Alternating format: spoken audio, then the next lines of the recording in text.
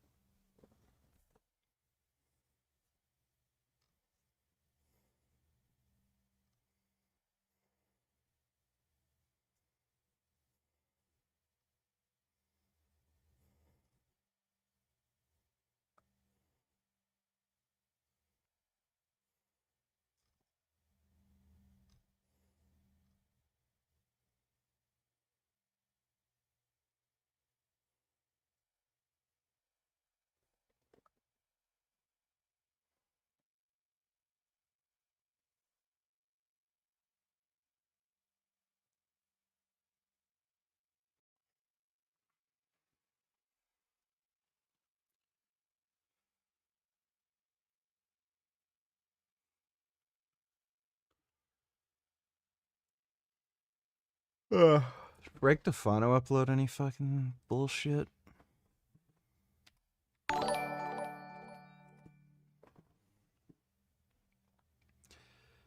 I did another live stream.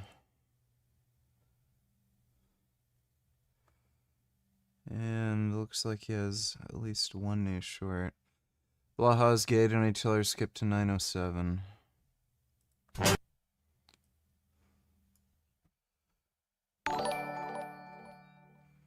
Is this gonna be horrific? Yeah, it is. Sid donate tellers, what happened to your video on Greg, and what about his video? Sorry if you already answered. What the fuck are you talking about?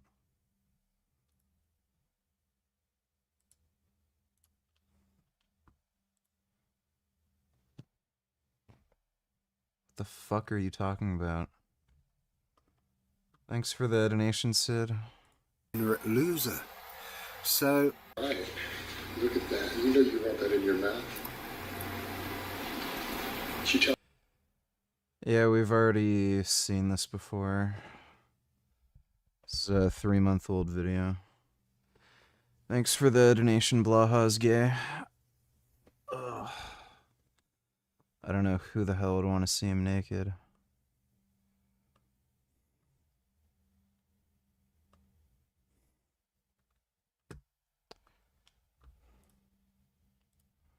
You're fine.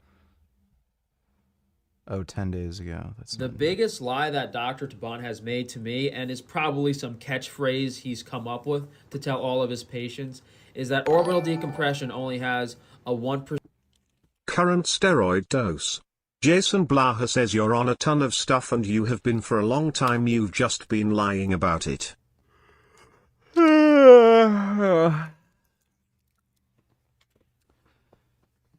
I'm on 37.5 milligrams of testosterone and enthate, 30 milligrams boldenone, and 5 I use growth hormone per day. If I've been on a lot of steroids in the past, then they weren't working too well. Thanks for the donation, dude.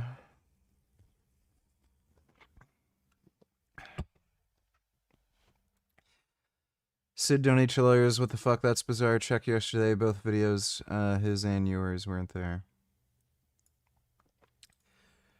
Maybe you're, just retarded. Thanks for the donation though, Sid. Percent chance of double vision. What he actually means to say is that orbital decompression has a 20% chance of making you a cross-eyed freak. Closer to a coin flip than what he was suggesting.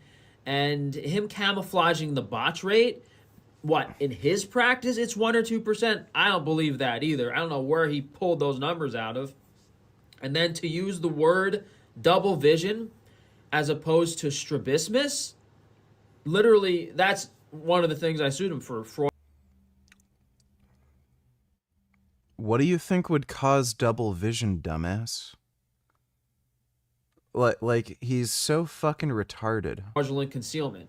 Literally lying and misrepresenting data and the surgery you're performing on a patient to get them to do it. And then what happens when you completely mess them up and they actually look into the truth? The worst aspect of getting any surgery is that these doctors will literally stab you, gouge your eyes out, do all this crazy stuff to your body, and then refuse to treat your pain. I've been going to this pain management clinic for the better part of a year, and they basically just gave up. Like every month or so, they just give me a different drug that didn't work, that didn't relieve the pain. I'm still laying in bed 15 to 18 hours a day. If anything, most of the drugs made it worse. Most of them either gave me insomnia or made me even more tired or made me nauseous or gave me other side effects in addition to the pain that wasn't being relieved. And then when I go online and post about it, people say I'm like seeking pills or like a drug addict or whatever, when I've never taken any of those drugs in my life. The reason I'm lying in bed all day is because I'm in pain and I'm trying to relieve it and I don't have any reliable treatment options. So it's really disgusting. Why does he look like his, like it looks like his face is longer? That what these doctors do, then they'll refuse to treat the pain and then they'll send their cronies after you if you call. Yeah, it's like his face is longer all of a sudden. I called up every single law firm in the state of California that advertised medical malpractice, and not one of them would represent me because they're all bought and paid for by the secret society, Freemason, Illuminati. They wouldn't represent you because you wouldn't fucking pay them, dipshit. He admitted this. He was trying to find a lawyer who would represent him for free. Doctors. I had a textbook medical malpractice case. By the book definition of medical malpractice that was committed against me, not to mention fraudulent misrepresentation and all of the other civil crimes that this doctor committed against me. There are multiple claims against this doctor. By the book, perfect case against the most famous and wealthy oculoplastic eye plastic surgeon in the world, and not one lawyer wanted to take the case. You would think common sense in your head, oh, big payout for the lawyer. Their friends, their buddies, bought and paid for. No one will even you think you have a slam dunk case? The lawyers won't even help you. That's how crazy it is. Lawyers will represent you if you pay them. He won't pay them, thus they will not represent him. Can we relive this absolutely hilarious moment?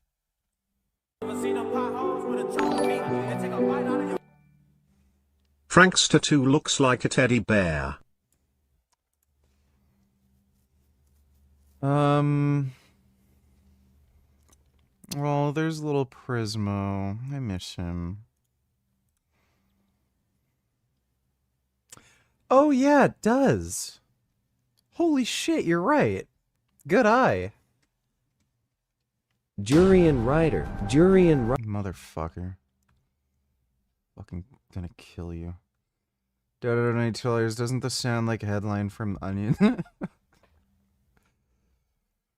Democrats slam proposal to give Marco Rubio the power to revoke passports. Yeah, it literally does. Let's make the most delicious chili oil dumplings made with rice paper. Vegan, naturally gluten-free. Normally you would just use frozen ones to save time, but if you can prep these easy dumplings and pop them into the freezer, you can make these chili oil dumplings in exactly or lesser than 10 minutes. First, chop up your cabbage and shiitake mushrooms, then crumble some tofu. Once that's done, add sesame oil and saute some ginger and garlic paste until cooked. Then add in your mushrooms, cabbage, crumbled tofu and saute for a few minutes. Then add in your edamame, spring onions, light soy sauce, mirin, mushroom seasoning, 5-spice, white pepper, salt, and mix that well. Cut your rice paper sheets into 4 and layer 3 of those sheets in this manner. Dip it in I'm gonna be honest, this looks like shit. water and add a spoonful of filling and fold them into a dumpling shape like this. Steam these for about 3 to 5 minutes. Then for your chili oil sauce, add chili crisp, soy sauce, mirin, agave, and a splash of hot water. Add this chili oil sauce on top of the dumplings, garnish with spring onions, and enjoy. Don't forget to follow for more easy plan. That looks like absolute shit.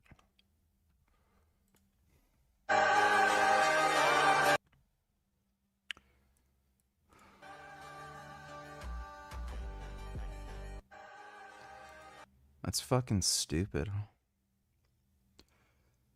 What, so everyone can watch the porn you're looking at?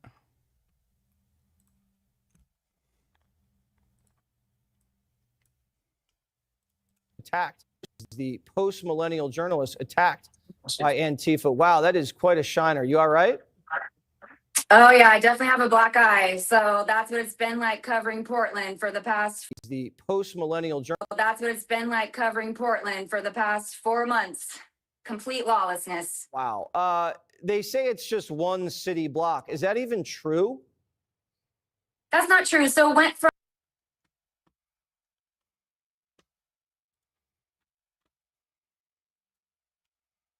Cars back there. Put it in park now. I'm sorry, officer. I just. Don't move. Doors locked. Unlock it right now. I can't get a ticket. Hey, stop! Stop the car. Stop it. That would happen. Thanks for the donation, Dodo. Sup nigga? You wanna talk some shit? Call me, and start some shit bitch. Sup foo? You gonna talk shit about me homie?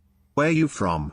Hundreds of niggas is waiting for your motherfucking call and they all talking shit about you right now. Alright, I'll call later. Thanks for the donation, just dial nigga.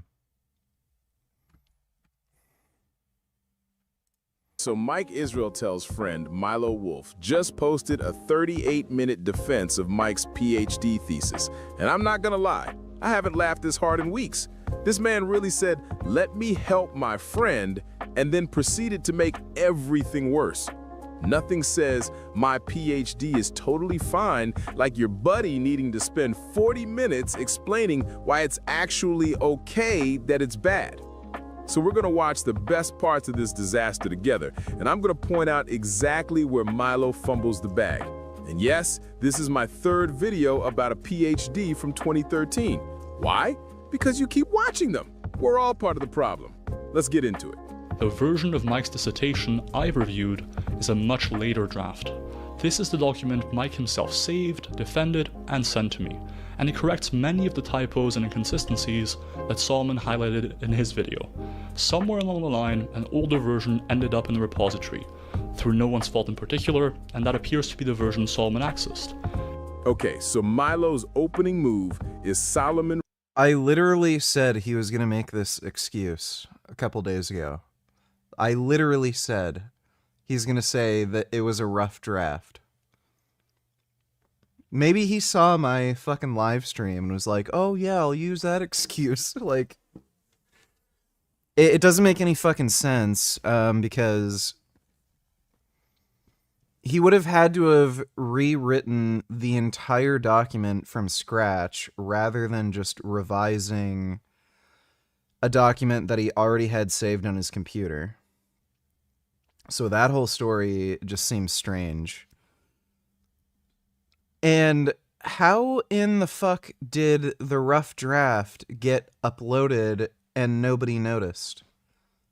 For 13 years? Or no, 12 years? So clearly no one's reading whatever the fuck you're sending the university. Cam donated $2. Let me see. How much your cat? Performing, you know why I pulled you over? Yeah, well, you're doing 65 and a 45, and you're a cat. You can't be driving. All right, hang tight. Don't take off. I'm gonna need your owner's info. Good. Yeah, use your cat. Fuck. For tonight? You've been swerving a bit. Mind telling me what's going on? I see we got a couple open peanut butter jars here. You been eating and driving? Hey, don't! Hey, stop the car! Get back! Evening. It's a good dog. Thanks for the donation, Cam. Reviewed the wrong version, checkmate. Except, how does this help? You're telling me Mike or the university uploaded an incorrect draft to the official repository and nobody noticed for 12 years? That's not a defense. That's evidence that nobody gave a shit about this thesis, including Mike himself. Also, Milo admits the correct version still has typos, formatting errors, and problems. So we went from catastrophically bad to just regular bad. And you're acting like this is a win? That's like if someone accused you of robbing a bank for $100,000 and you go, actually, I only stole $75,000. So this whole thing is over. LOL, that was me with the DR troll. Gotcha, bitch.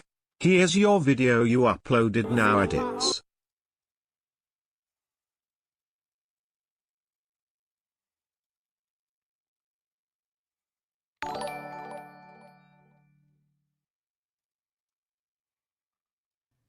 So...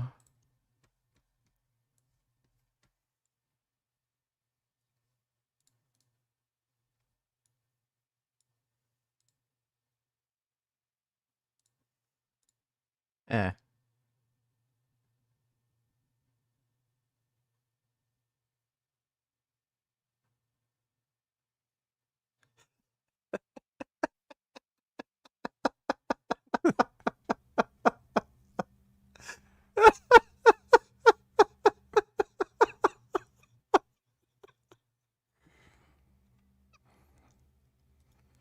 Frank is such a fucking idiot, dude.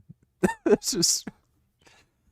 Love how he's just the perfect lol cow. Thanks for the donation, dipshit. Dodo donated $2 VG. Today I was in a store and a woman with a niqab and her 3 young children were screaming and crying. So fucking loud, oh my god, and why is it always a woman with niqab who doesn't control her kids also? A military buildup of U.S. assets in the Middle East appears to indicate that the Trump administration could be gearing up for another round of war with Iran. Now, there's also the possibility that this buildup is just meant to serve as a deterrent, but let me give you the details. You can decide for yourselves. So Newsweek is reporting that a massive wave of US Air Force KC-135 Stratotankers has moved into the Middle East, marking one of the largest aerial refueling deployments in recent months. Similar large-scale military movements were observed just before the 12-day conflict involving Israel and US strikes on Iran's infrastructure and nuclear facilities. So there are flight tracking, there's flight tracking that shows that the aircraft are leaving from Atlantic bases in the US to US Central Command headquarters in Qatar. And so at the same time, you should keep in mind that tensions have been rising as a result of stalled nuclear negotiations between the United States and Iran. Now, Jake, why did those nuclear negotiations between the United States and Iran stall?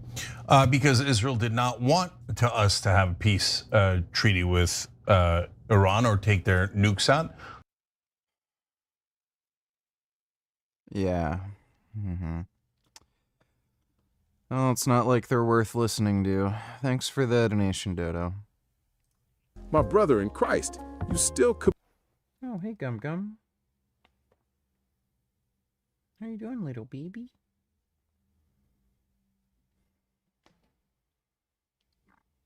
How's my big, handsome brown boy? You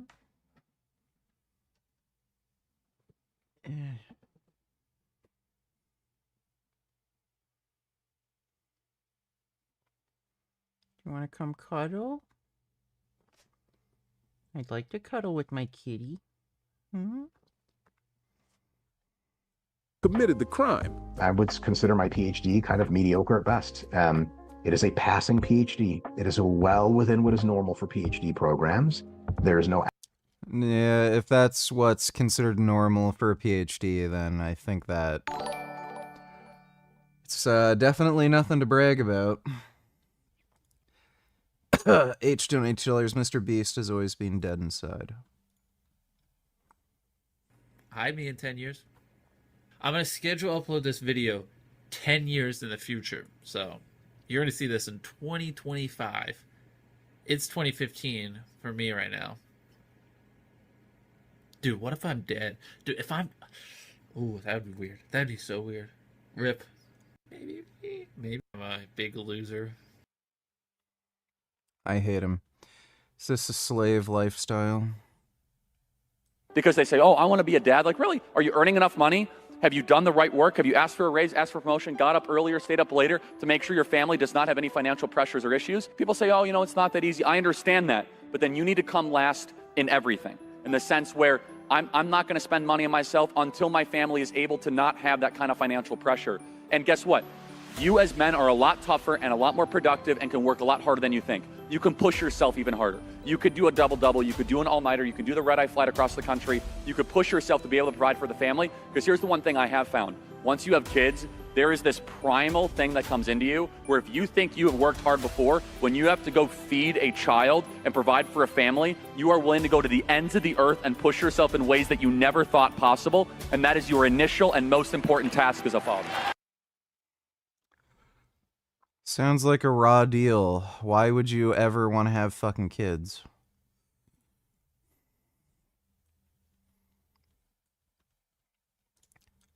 I love how these dumbasses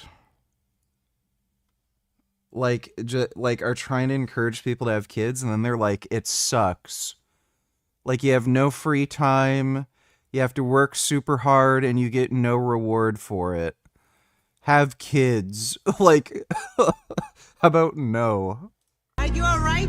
Are you okay? Oh, I'm feeling better than ever. Are you all right? Yes, I'm all right. Are you racist? Am I what? Stay here. Are you racist? Am I racist? Yeah. No, I'm not a racist. Why do you ask that? Why is it that people who stand up for America and who want to... I'm not listening to that. Thanks for the donation, stupid. Chill stream, donate $2. Let me see.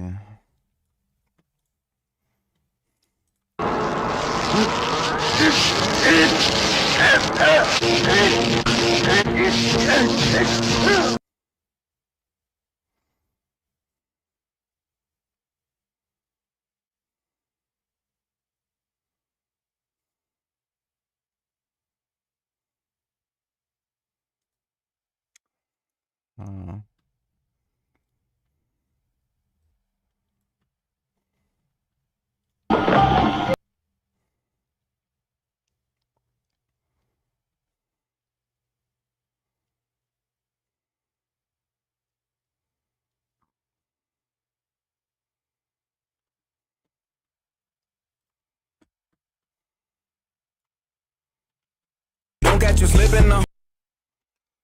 Why are you sending me fucking trash?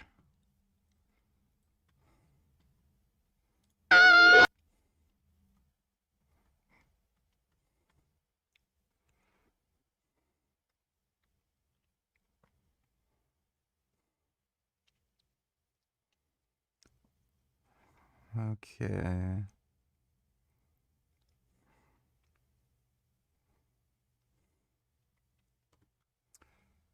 Great. Thanks for the donation, dude.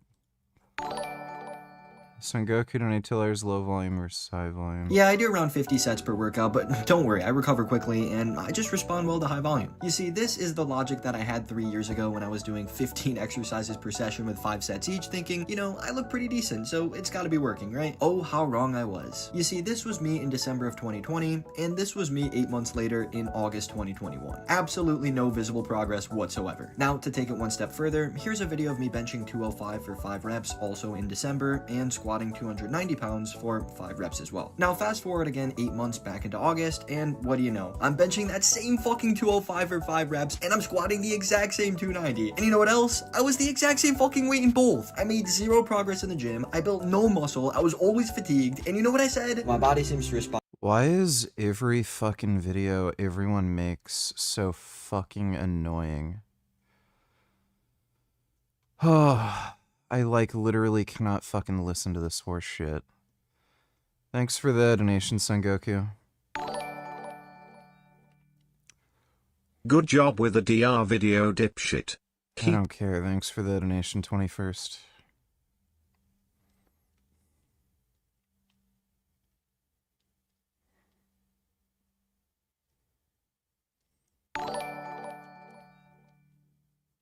Kids are fun. Just like you have your cat, Gummy, and other animals, you have to spend money and time on them, but you get a lot of fulfillment out of spending time with them.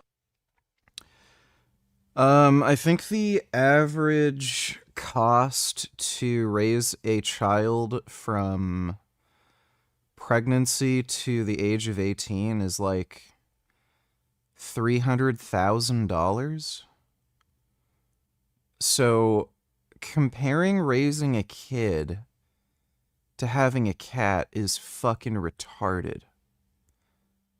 Like, just out of this world fucking stupid. Like, you're an idiot if you think having kids is fun. You're dumb. Like, okay.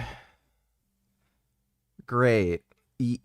If you think that's fun, basically wasting your fucking money and not having a fucking Lamborghini Huracan so you can raise some fucking stupid kid. Well, there's a reason why people work at fucking Walmart, I guess. Thanks for the donation, Alan. Actual controversy about it, but is it some kind of grandiose thing? No. Did I ever claim that it was grandiose? Absolutely not. Did I have a PhD? And I almost never talk about it because I'm not even so interested in talking about it. No. This is my favorite clip in the entire video because Milo plays it like it helps Mike's case. See everyone? Mike admits his PhD is mediocre. He's being so humble and honest. Brother, if your defense strategy includes your client admitting his work is mediocre, you might want to reconsider your entire approach. You know what makes Mike admitting this even funnier? All those clips of him saying, "I'm smarter than almost every..." Yeah, that is retarded. I'm smarter than everyone else. I'm a super genius. I'm better than everybody in everyone's fucking field of study. Oh yeah, my PhD, at best it's mediocre. Maybe it's actually like below average. Like, yeah, that's stupid. This guy's a fucking clown, dude. Every coach, maybe every coach. My IQ is above 160. I have a PhD, so I know more than you. You spent a decade flexing this credential as proof of your superiority, and now that someone actually read it, suddenly it's, well, it was just mediocre and I never said it was good. You can't have it both ways, Mike. Either your PhD matters and proves you're an expert, or it's a mediocre participation trophy. Pick one. After all, you can still usually find the sources. And the repeated methods? That's not carelessness, it's convention. In a multi-study dissertation, each chapter is designed to stand on its own, often in a format that could eventually be published as a paper. That means the methods are presented consistently across chapters, sometimes repeated almost verbatim. In fact, I was explicitly advised to do the same during my PhD, since examiners often read a dissertation in separate sittings. Repetition, in this context, supports clarity.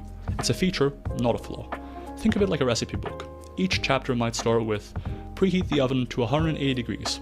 It's repeated not because the author is lazy, but because the same instruction applies each time. Okay, Milo, cool analogy. Now let me fix it for you. Imagine every recipe in the book said preheat oven to 180 degree, with the same spelling errors repeated throughout the entire book. At that point, it's not convention, it's incompetence. Nobody's mad that Mike repeated his methods. We repeat methods in multi-study papers all the time. What we're clowning on is that he copy-pasted the errors. the same typos, the same grammatical mistakes, the same awkward phrasing 3 times without fixing any of them. If you're intentionally repeating a section for clarity, you proofread it once and then copy the corrected version. You don't copy-paste the broken version and call it convention. This is like defending someone who keeps making the same mistake by saying, well, they're very consistent. Yeah, consistently wrong. But this is where context matters. Exercise science in the early 2010s wasn't where it is today. At the time, there was an active debate about whether increases in muscle size directly contribute to increases in strength and performance, or whether the two just happen to correlate. Researchers like Jeremy Lenicky were skeptical, pointing out studies where people got stronger without getting bigger, especially in beginners. Meanwhile, figures like Mike Stone, Israetel's supervisor, leaned on decades of coaching experience showing that bigger athletes consistently perform better. Mike's dissertation sat in the middle of that debate. By examining Division I athletes across multiple sports, his work added replication and evidence to one side of an Like, this is just fucking retarded. Yes, Mike Israetel was able to demonstrate that muscular people are better at being strong. Like, okay, great. Wow. Big contribution. Oh, gee. What would we do without Mike? Oh, if you're bigger and stronger, you're better at sports? Oh, who would have fucking figured? That's why athletes take steroids. Ah. An unsettled question. Was it groundbreaking? No. Was it earth-shattering? No. But it was incremental science on a live controversy. Oh, so Mike's revolutionary contribution to science was What's the fucking controversy? What? confirming that bigger muscles make you stronger? Groundbreaking. Someone call Stockholm and prepare the Nobel Prize. Milo frames this like Mike was settling this huge scientific debate, but then admits coaches and bodybuilders had known this since the 1950s. So you did academic research to... No. People have known this since ancient times. This is just absurd. So, for one thing, you can look at ancient Greek and Roman writings about strength training and the relationship between muscular or body size and strength. Even before then, there's so many mentions just in any kind of literature or storytelling where people just intuitively make just identify the relationship between size and strength. Everyone knows this. Like there's a reason why you're not going to pick a fight with a fucking bear or an elephant. Like this is just fucking stupid. To prove what everyone already knew? Cool thesis, bro. And here's the thing. If this was such an important contribution to an active debate, why didn't Mike ever publish it? Where's the journal article? Where's the peer review? He admits he never published this externally. It sat in a university repository for 12 years because Mike himself didn't think it was worth pushing forward. If you discovered something genuinely valuable that settled a debate, you'd want the world to see it. The fact that Mike got his PhD and never bothered trying to publish tells you everything about how important this contribution actually was. In the years after Mike finished his PhD, the so-called replication crisis exposed deep cracks across the sciences, at first in fields like psychology, but also in exercise science. And this remains an important issue to this day. A massive multi-lab effort published just a couple of months ago, which set out to replicate many landmark experimental studies in the field, found that only about 28% of exercise science studies replicated successfully, with the average effect size shrinking by about 75% compared to the original findings. One of the drivers of that crisis was a short-sighted incentive to publish only novel or flashy results, while replication studies were dismissed as boring or derivative. Seen through that lens, Mike's dissertation looks less like unoriginal busywork and more like exactly what science needs. No, it's fucking retarded. Again, you can even see animals recognize this relationship between size and strength. Like there's a reason why crocodiles won't fucking pick a fight with a hippopotamus. Like, crocodiles are not particularly smart animals, and they will not pick a fight with a fucking hippopotamus, because they know the hippo will fucking kill them. Like, relatively dumb animals know there's a relationship between size and strength. And then Milo is saying, oh, well, Mike Israetel was contributing to science by, trying to replicate some of these ideas that muscular size is related to strength. A fucking crocodile figured this out. This might be Milo's best argument, so let me explain why it still doesn't work. Replication is important. Science does need people to verify the previous findings hold up. That's all true. But Mike didn't replicate anything. He didn't take a previous... No, Mark Carney is a shit prime minister. He's a fucking piece of shit. He's just another useless liberal fucking cocksucker. ...study and reproduce it. He didn't test whether prior findings held under new conditions. He just measured some Division I athletes and found that the big strong ones performed better. That's not replication. That's just observation. Real... Frank's short where he mentions people's comments saying he's on pain meds and then denying it, is hilariously what an addict typically would say.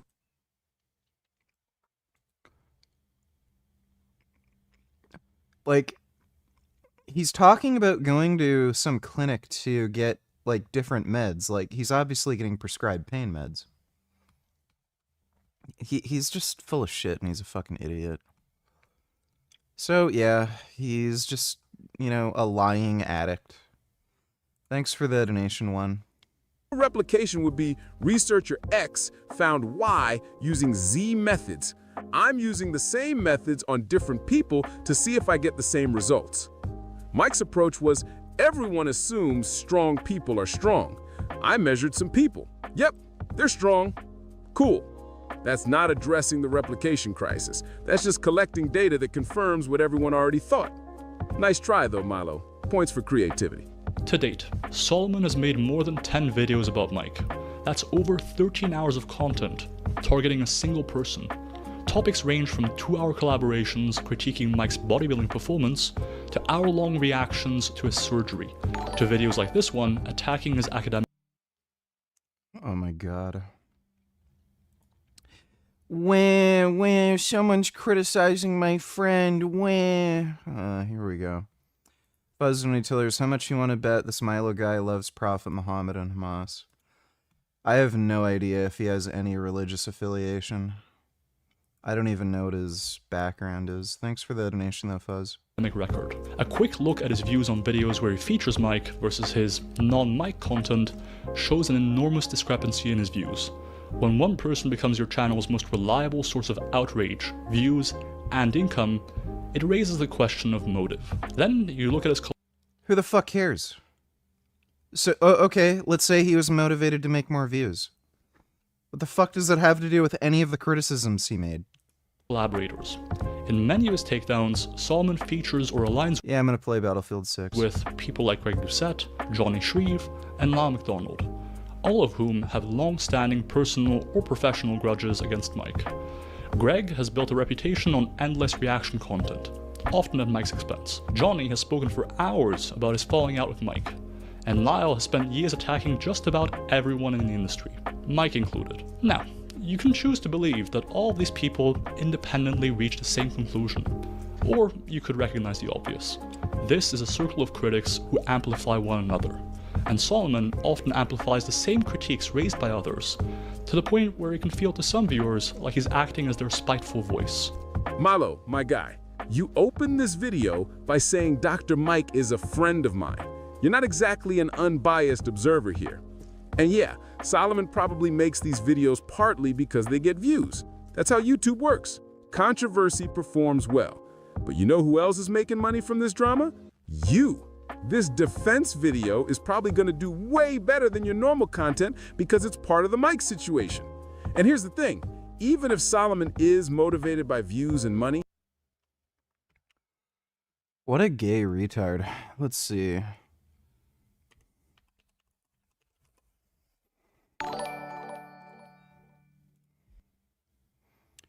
Oh yeah, what do you know? So his fucking Mike video got 103k views, which got this may be like, let's see. He has some older videos from like a year ago. Yeah, so this video's literally only been out for a day, and it's in the top 1, 2, 3, 4, 5, 6, 7, 8, 9, 10, 11, 12, 13, 14, 15, 16, 17. It's in the top 20, so 18th. And it's only been out for a single fucking day. And then this fucking dumbass is like, I think you were motivated to make this video because of the YouTube views? Okay, I guess we could use that same fucking argument for you, dumbass. Dodo donated $2, let me see. Okay.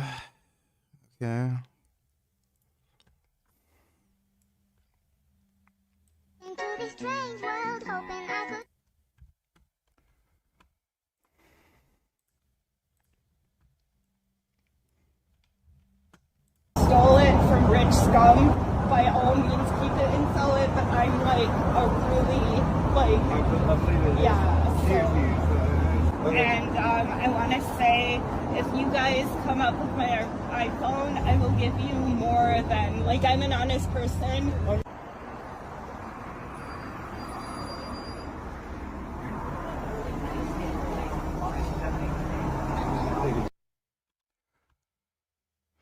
You can't hate him enough.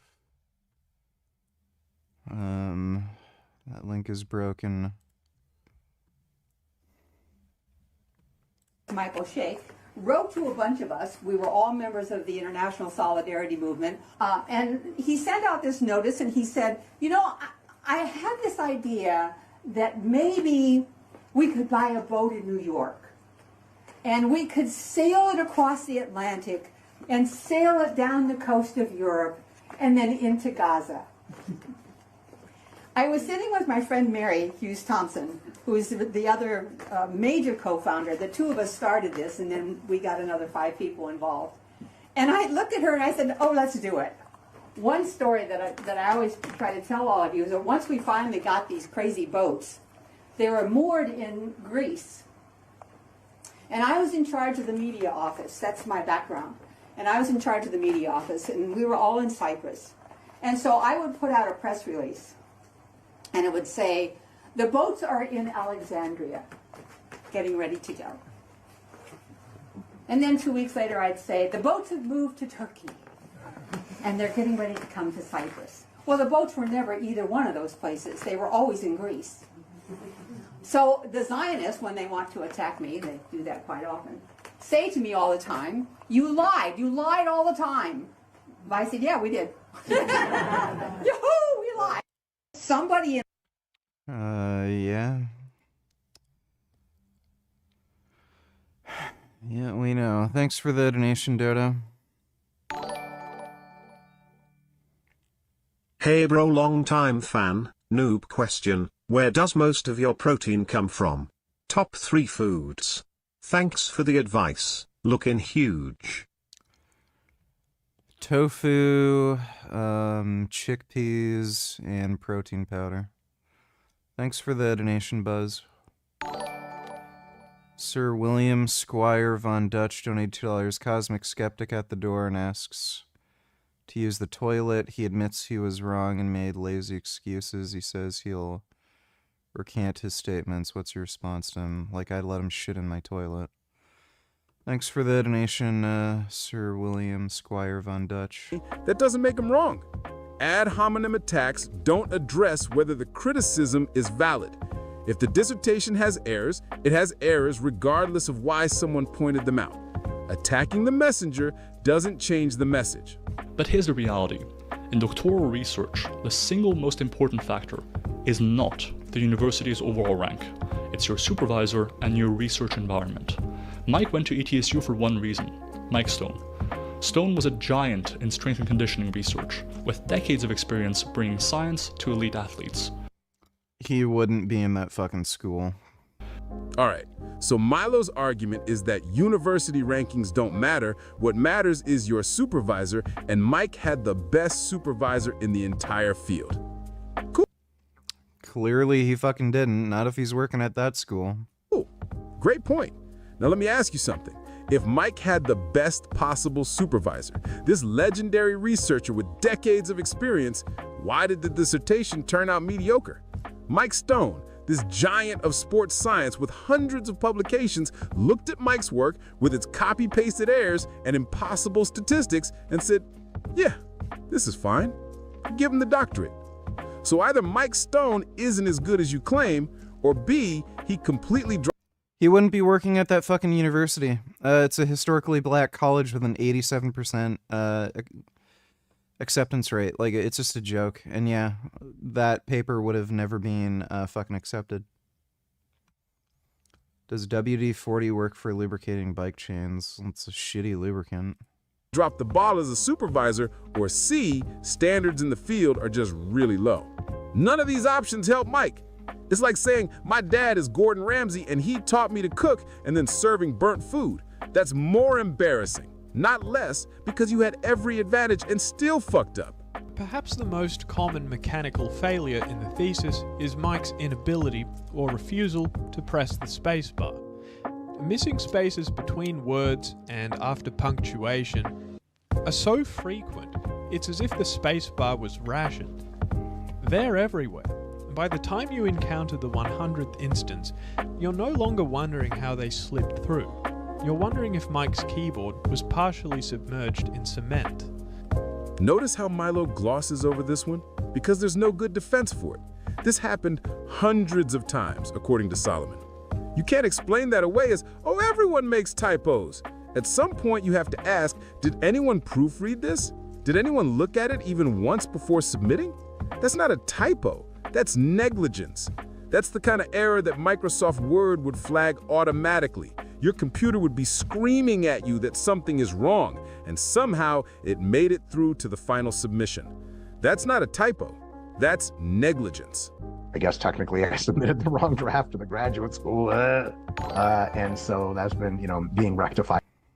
I've been taking myself seriously and training hard. My mom has been trying to put me down for no reason. I wanna get strong as possible because I'm a man lol, and now she raised me well, but my brother was right. She just to pride and with anger issues no man would her.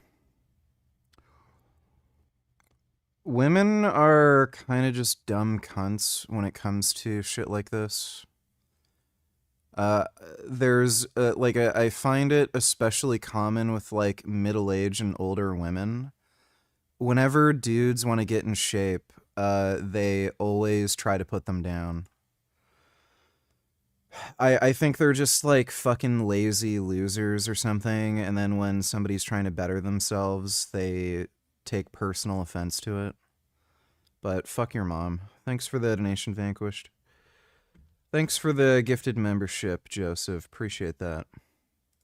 Right now, but yeah, my PhD was as Jared Feather likes to say, 100% fine, which is a euphemism for it happened and it was okay. I submitted the wrong draft. Brother, how do you submit the wrong draft of your doctoral dissertation? This is supposedly the culmination of years of work, the document that proves you're qualified to be called doctor, and you can't keep track of which version is final? That's like showing up to your wedding in the wrong tux, or bringing the wrong baby home from the hospital. This isn't some random homework assignment, it's your PhD. And then Mike describes it as 100% fine, which he admits is a euphemism for it happened and it was okay. That's not a defense. It was fine is what you say about food that wasn't great. The movie was fine. My day was fine. When you spent years of your life on something, fine should not be the bar. All right, so what have we learned from Milo's valiant defense of his friend? We learned that the wrong version excuse doesn't help when the right version also has problems. We learned that admitting your work is mediocre at best is not actually a good defense strategy. Yeah, especially when you claim you're a super genius who's better than everyone at everything. We learned that its convention doesn't excuse copy-pasting errors 3 times. We learned that addressing a live debate doesn't count when you're just confirming what everyone already knew. We learned that attacking your opponent's motives doesn't make your friend's dissertation better. And most importantly, we learned that when your defense requires 38 minutes of explaining why it's actually okay that the work is mediocre, you've already lost. Look, Mike's training advice is probably fine. Renaissance periodization helps people, the app works. None of this actually...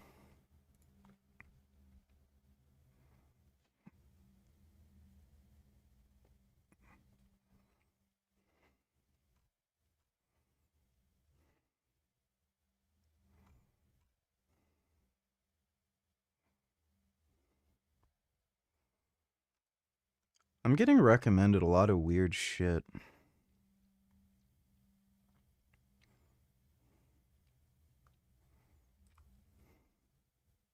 For this incredible expo to train with Mike Summerfield, the Arnold Classic champion, getting ready for the O. He's, I guess today is 7 weeks out, so it'll be fun. What is this editing? What's like? So this is filmed vertically with a cell phone, and they have that like dumb blur thing to fill out the whole frame, and then it just goes away. Who the fuck was editing this for him, or did he edit this himself? Train with him today, see what he does 7 weeks out. What I like so far is that we are at an expo, and if you guys Why was this filmed vertically? don't know, expos are nonstop meeting and greeting, an emotional for an expo is my bad. So this would be a very insightful workout because I don't think the majority of society get the concept of 6 weeks out. It's really sensitive. If I push too much, I get too tired and too exhausted. If I push too less, I'm not going to be ready for the show. So it's always like I need to listen really carefully what's going on in my body. Yeah. This is the second level. Because something I know he thinks is that when you don't push enough, when you're getting ready for a show, you mentally feel, now this is a tough one, you mentally feel like you can do more. But at the same time, he has to be so precise, and going to that level of overtraining is so easy at this stage. So it's great for you guys to be Yes, you're repeating what he just said. able to see this at this level. And things you won't notice, watch the warm-ups, watch the little things when you're drier, because this is a different world. I can't remember what my forearms measured, so I have no idea. Everything feels heavy. Let's start with That's pec exercise to open up and stretch the chest. Let's do it. Let's Did do you it. try the new tech stuff? I haven't. Oh, I you're haven't. gonna love I it. haven't. They produce the best machines in the world.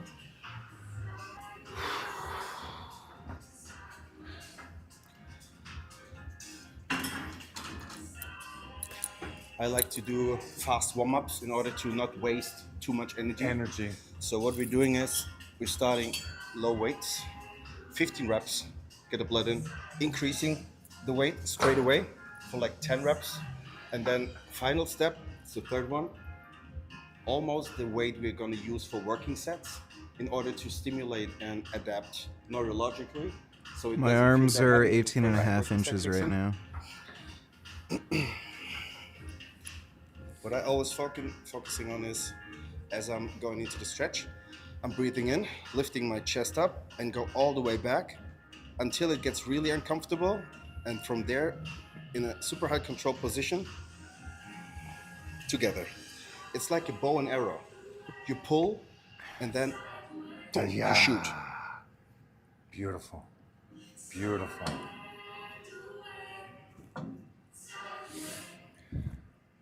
So you guys heard him talking about the nervous system aspect. Again, a majority of society just forgets about that.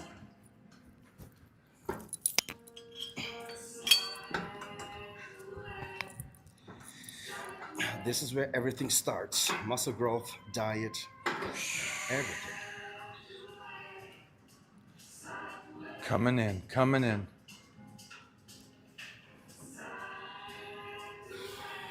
Six weeks till the show. Yes, so that may mean that it's 5.5 weeks, if not 5 weeks more of training. Yes, I never count the last week Right. of contest prep. Because it's not prep, it's recovery until you're ready. Until it's precise. I love the machine. That's actually the reason why I chose the gym, because they have Ah. Tech, Gym Leco, and Hoist. Really Did you good. guys hear that? So he chose this gym today because of the equipment they have. So big props to the equipment. Come on. Check out This that is range. so weird and awkward. Larger than life superhero right in front of us, but the range of motion, again, beautiful. You know what my dad told me when I was young? He competed like 30 years ago. And he told me... Back in my day. I mean, you're like kind of 23 years Yeah. old, right? Now, he told me we should maybe not record this, but he told me, you never please a woman with half of your dick, right? I was like, yeah, sure. So why are you doing half the reps? So... Well, maybe if you have a small dick. Like his dad already. Oh, you would Bam! love him. I would love his dad. He He would sounds come like my over to dad. Vegas. Will he? Yes. Please. Every I year. gotta meet. I gotta meet. You will love him.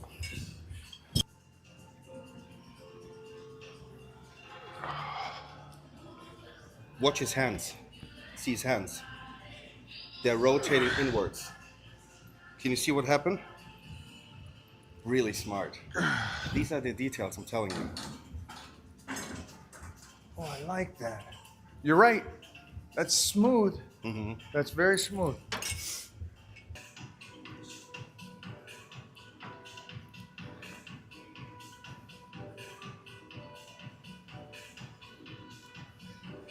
You need to see all the details. Watch his eyes, they're closed for a reason. This is why I always tell you guys, close your eyes, close your ears, close your head, feel every rep, every inch. There's no benefit to closing your eyes. This is how you activate muscle. This is how you get the muscle-mind connection right. Yeah, amazing. It looks 6 weeks out. Amazing. Right? Amazing. The future. He filmed a vertical fucking video where he literally had no idea of what to like actually do or say to this guy. And they're literally just filming fucking warm-up sets. What is everyone's fucking problem? What's the point of even fucking filming this? Like, for fuck's sakes. And back to that nice artistic physique, like the guys on the wall. How long? Jesus, that was boring and fucking weird.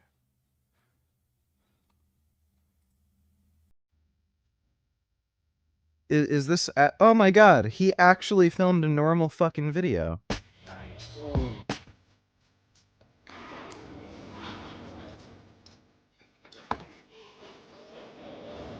Yeah, hey, good to see you. Nice to meet you. Bye. Looking good. Looking rich. Thank you. Looking good. Oh yeah. We're at the legendary Gold's Gym. About to hit up a legendary session. After many, many years, it's finally going to happen. Collaboration between the two Mikes. Mike the Titan, Mike the Chest. Let's go. And then behind the head, you're doing. Yeah. Perfect. Beautiful. Good range. I'm gonna try this today. Nice. So who should and who should not be doing it behind the head? Anybody that thinks they're gonna get hurt shouldn't do it. Everybody else should.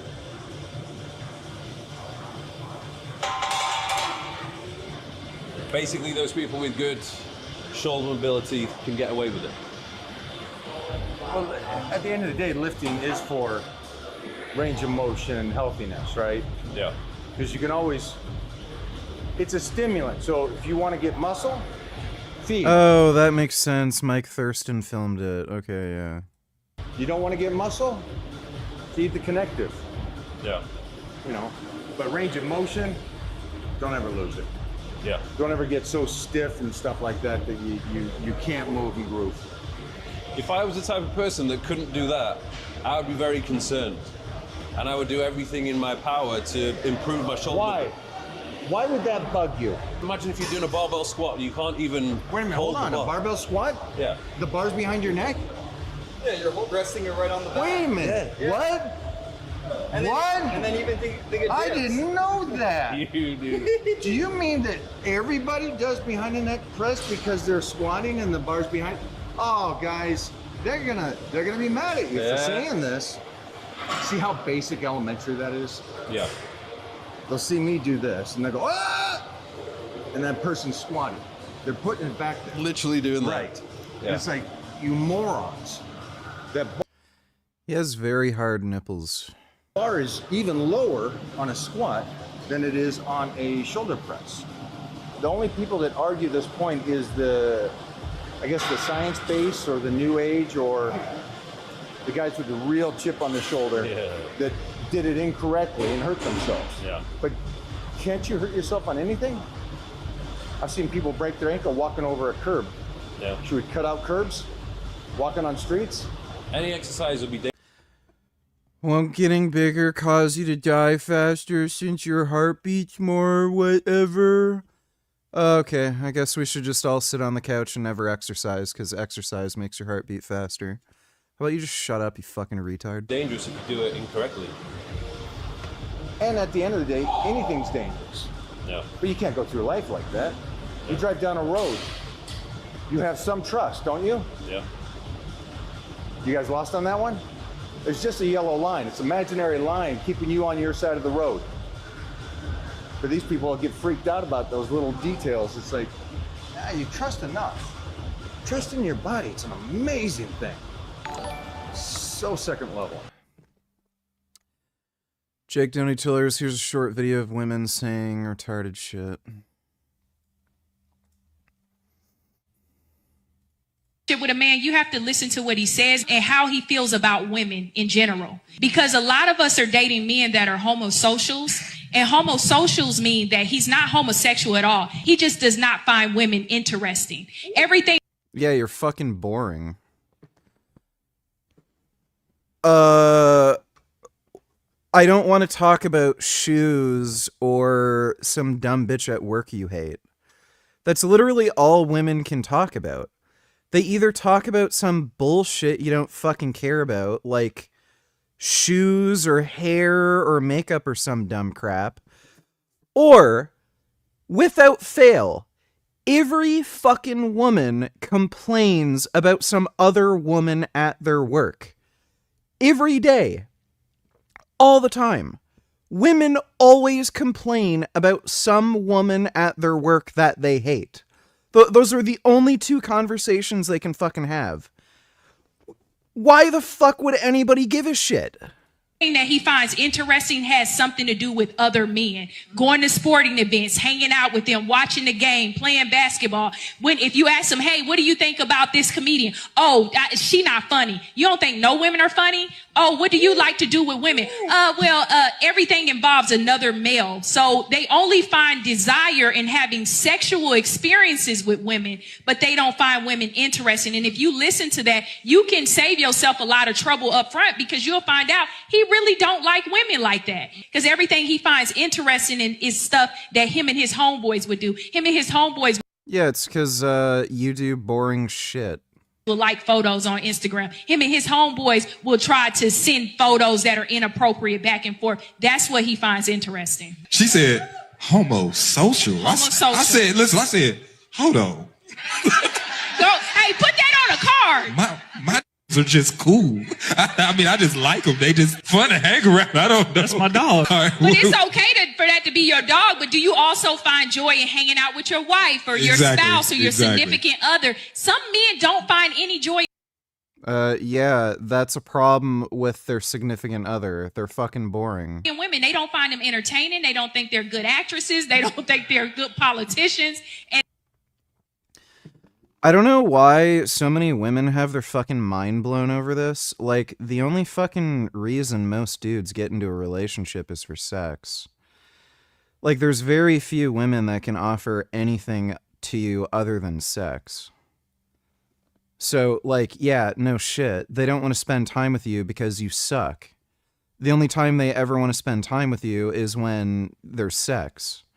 And it's because why else would they ever spend time with you? You don't share any of the same fucking hobbies or interests, and all you do is fucking complain all day. So, no shit.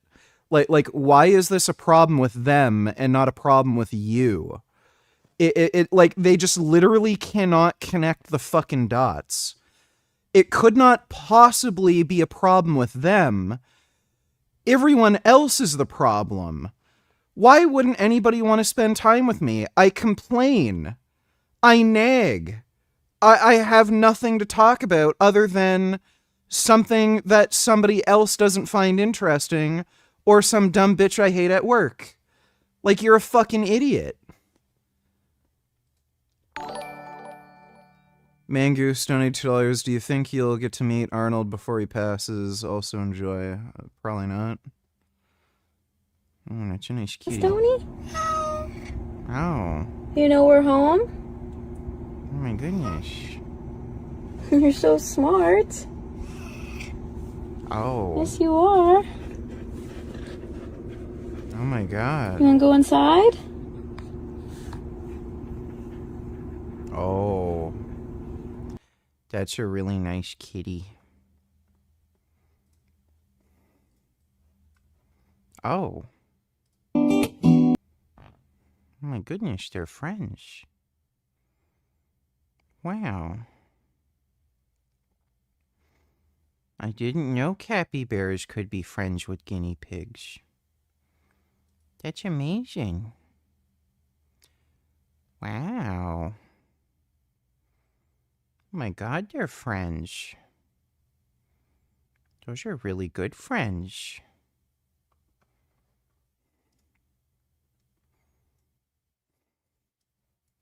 Oh. Oh my god. Oh my goodness. That's a nice Hyrax. Looks like he was getting a bath. Oh my god. He's gonna be so clean. Wow.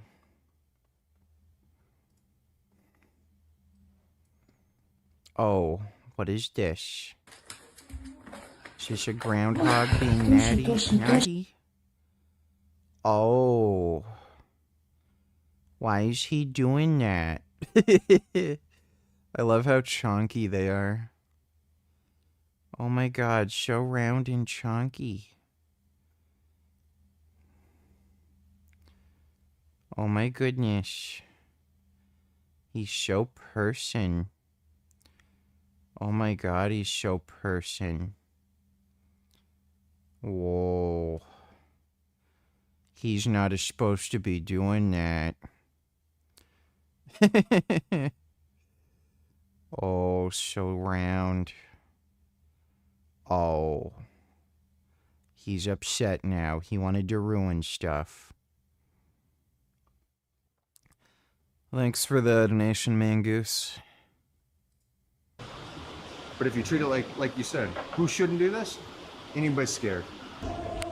Stay safe, stay safe. Feet down. Come on, cat. Where do you put your fingers? I come inside. For what, this one or one this? more in? Yeah. Come on, stud. Beautiful. Beautiful. Nice. Love it. One more. Keep it there. Go. Kill it. Nice. I love that you have healthy shoulders. And get a view of his shoulders because he's got good size delts. They look good. He was just checking them out. You see that? I agree. So how many competitions did you end up doing? Just 2. Just 2? Yeah. And then your social media is really what, like, popped off? And, like... No, it would have popped off regardless. Still done. Eesh. Nice. Pause away. Another irrational belief women have is how muscles is gonna make them bulky when in reality it just makes them hotter. I wish we had gender segregated gyms so machines wouldn't be taken up by people who train like pussies aka women. Yep, that's why I don't go to commercial gyms. A lot of people who are just wasting your fucking time doing horse shit. Like, at least women's fitness is getting a bit better. Like, you are seeing more women actually lift. The fundamental problem is women are just fucking lazy. Like, that's all it really is. So all this crap about, oh, don't lift weights, it'll make you bulky, it's all just a cope for being lazy. That's all it is. They just don't want to work hard or lift weights or anything. I remember I had a teacher a while ago where she said it used to be conventional wisdom that women shouldn't do any kind of hard labor or physical activity because, like, it's bad for them fundamentally because they're just not, like, they don't have a strong enough constitution to handle it. So, like, they're just fucking lazy. That's all it is. Thanks for the donation, though, Sengoku. Think you're bigger than Mike Thurston? At this point, I might be. Is there any benefit to doing shoulder press sitting down? Well, you might be able to do more weight. You're also not getting as much axial loading on your spine, so you might find it less fatiguing. Alright. When did you do that video you put up where you were incline pressing 4 plates either side? Was that recent? Yeah, if you see anybody incline pressing 405, that is a dead giveaway they're on steroids. There's like no naturals that could ever do that. Yeah, a couple weeks back. Unbelievable. I'm pretty sure Mike just runs tests in Primo. Especially, like, given how well he's aged. It's either test in Primo or test in EQ. He has to be using compounds that are just good for collagen synthesis. Because, like, his skin quality is really good. So I think he's just primarily relying on test in Primo or test in EQ. It doesn't make any sense. What did you take away from that post? People have been able to do impressive lifts in their prime when they're... Most of my blood tests are covered by healthcare, like Ontario Healthcare. Some of the tests aren't covered, so if I want to get IGF-1 tested, that's not covered. For whatever reason, cystatin C isn't covered, even though that's the only actual test for kidney health. It, like, they'll do the creatinine test for free, but that doesn't test anything. What else? I think that's it. Everything else, like lipid panel, hematocrit, like that's all covered, but so far the only ones I've actually had to pay for out of pocket were cystatin C and IGF-1. Maybe in their 30s, you're still doing it at your age now, and you're just making it look easy. Do you think there's a difference between looking and seeing? Like they look and they go, oh, it's 4 plates. Oh my God, that's 4 plates. I didn't see anybody see it and go, holy shit, he's conditioned. He's weeks out from stage. He's moving it with so smooth, precise, calm, controlled rage, and ready to walk on stage. 42 years after being on stage the first time. Yeah. So it's like, all they saw was the 4. But then people know though. Everyone who's seen it, they know. See, I don't think they do. Really? I don't think they do. I don't think the common sense comes into play. I think they just look and just go. You're not incline pressing 405 as an Addy. It doesn't matter how many years you train. You're just not doing that. Jumped right to the end of the story and go, huh, 405, good job. They don't go, I don't get how you could be repping 405 40 years later when most people do it once in their lifetime for one workout and they're blasted. Yeah.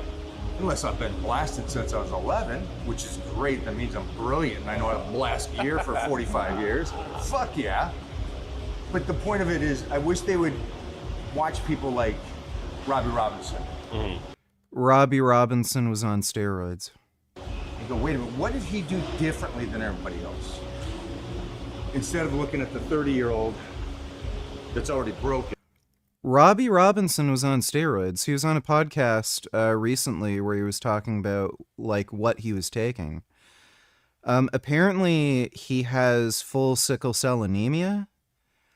And he was talking about how he had to really keep track of his like blood markers, because if you have sickle cell anemia, and he had full sickle cell, not just sickle cell trait, the increase in red blood cell volume can be a huge issue for you. So he had to like not use as much steroids as some other people, do some other stuff to manage his red blood cell count, and like choose specific compounds that weren't as aggressive with raising his hematocrit. But he was on steroids, and he probably still is. Like if you see him now at 80 years old, like yeah, he's still using. Yeah. Can't do anything and tells you, I'm gonna teach you how to do everything. Hold on, man. You regurgitate great. You've read it. You read better than me. I got a 5th grade reading level. I'm dumb as a brick. But there's a common sense to this. And it seems like the majority miss it. Watch his form. Watch that back setup and everything. It's pretty. It's pretty form. Oh. Come on. Close your eyes. Stay in. Stay in. Stay in. Stay in. Just feel that shit. 2 more. Stay tight. Don't pop out of the bottom. Don't pop. Just flex. Just flex from there. Nice. Good. Nice. I like that. Do 1 more. Hold it 1 second. Pull that quarter. Pull this quarter. From the bottom, instead of a heave-ho, just flex. Hold it there for a moment. Up. Down. Hold. Flex the body. Go. Now push up. Go again like that. Flex out of it. Go. Don't explode. Just flex. Flex. Go again. Go again.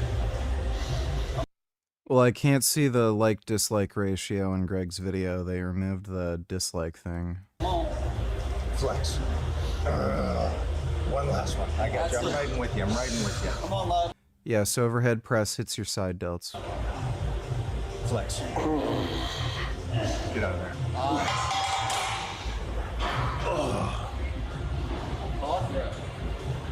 Kind of. Different. It wasn't the pause. It was.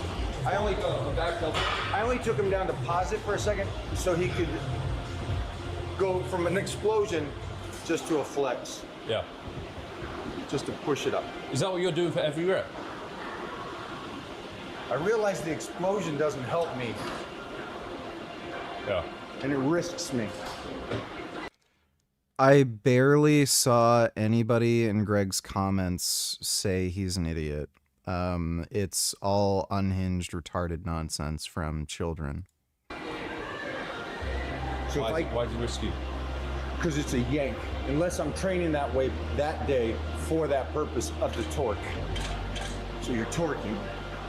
And so that's great for explosion. And I'll do that. But most of the time, 70% of the time, it's the best stretch I can, and then a flex out of it with that kind of weight. Okay. And to me, I like it too, because then I don't have to do 500 on incline. I can do 400 on incline and just play with it and just keep it there and show it. Also, it's like I like making everything harder than it needs to be. If I can make it harder than it needs to be, that means that, and for me, I can still move a lot of weight. But it also means that I'm moving it at that dice down, walking on stage. And so what happens when I go off season? Now that lift goes back up to 550, the squat goes back up to 750. So it's like, be smart while you're down, be smart when you're up. Train it differently. Train it with a torque to the ligaments and muscle, where most people hurt themselves. Makes sense. Yeah, geez Louise. Why is everybody in shape today? God dang, kid. We knew you were going to be here today. See, this is how I thought he was going to walk in. Shirt off and, you know. My bad, bro. My bad. I walked in pants off. I don't know, man. Is everybody saying that wasn't right? Well, that sounds all right. That sounds right, yeah. Works for me. It's 2025, baby. What is your split, by the way? Is it like a bro split? What split? Bro split, where it's one muscle group per session. Yeah, that's how I do it. Yeah. My libido's maybe a little higher than normal, but it's not crazy ridiculous like it was before. I'll split legs into two. But yeah, just one body part. Yeah. I hit it, but not destroy it. And then if I need a day of rest, I'll know probably. Oh, here's the trick question. I'll know in the morning, and then I'll probably still lift. I wish I'd say it wouldn't be, but I have just finished doing a upper-lower split, so it's not one which I would usually go for, but it's more of an experimentation thing. Right on. I'm usually doing legs twice a week. That's needed, but how I would combine the upper body muscle groups can vary. Can you explain why you're doing something experimental? You know what I mean? Yeah. Because I like to see how my body responds doing different things. And I see some other people who I look on social media and I respect, admire, they preach a certain thing and I'm like, okay, let me see what this is all about. And then after trying it, I come to my own conclusions, and maybe what I will do is I will take a little bit of something from somebody and then I will put it into my routine. But not everything, because I don't necessarily agree 100% with it. Anyone really. And that's what it's about. Like, one approach is not necessarily going to work for everybody. That's why it's important to try different things, and then you take what you like, implement, do what works for you. if you found something that did work, would you stay with that for a long period of time? Yeah. And what would change it up? If I get bored. Or the body gave a desk. For me, going to the gym is something I look forward to the most. No, I haven't played Assassin's Creed Shadows. I'm not a retard who buys garbage games. So I could do a training split, which may be less optimal, but if I enjoy doing that split more, I will keep doing it because it will allow me to be consistent. You're still stimulating it, you're still getting in, you're still doing the work, and you enjoy it. Yeah. And at the end of the day, I wish you guys would get that. You guys are searching for the ultimate workout when it should be. Yeah. If you like CrossFit, I got no problem with it. Go do your thing. If you like yoga, go do it. It's like doing a full body split. You train your full body every session. Yes, I could still look good. Yes, it works, but I hate it. I don't like doing it. So I don't want to do it. Nice.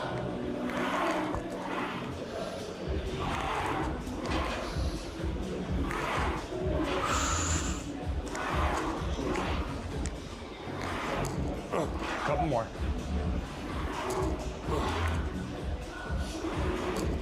Good. Nice, Mikey. Nice. You know, I like that a lot more. Right? Because sometimes when you do a variation of the upright row, it's all put on the wrist. That's a lot more comfortable.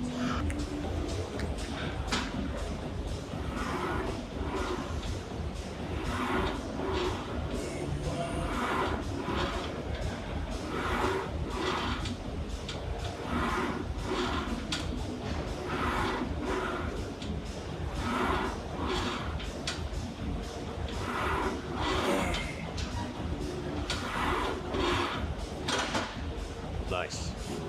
One more. Come on, kid. Pew. Nice. I'm doing a push-pull leg split. Come on. Nice. Great. There you go. There you go.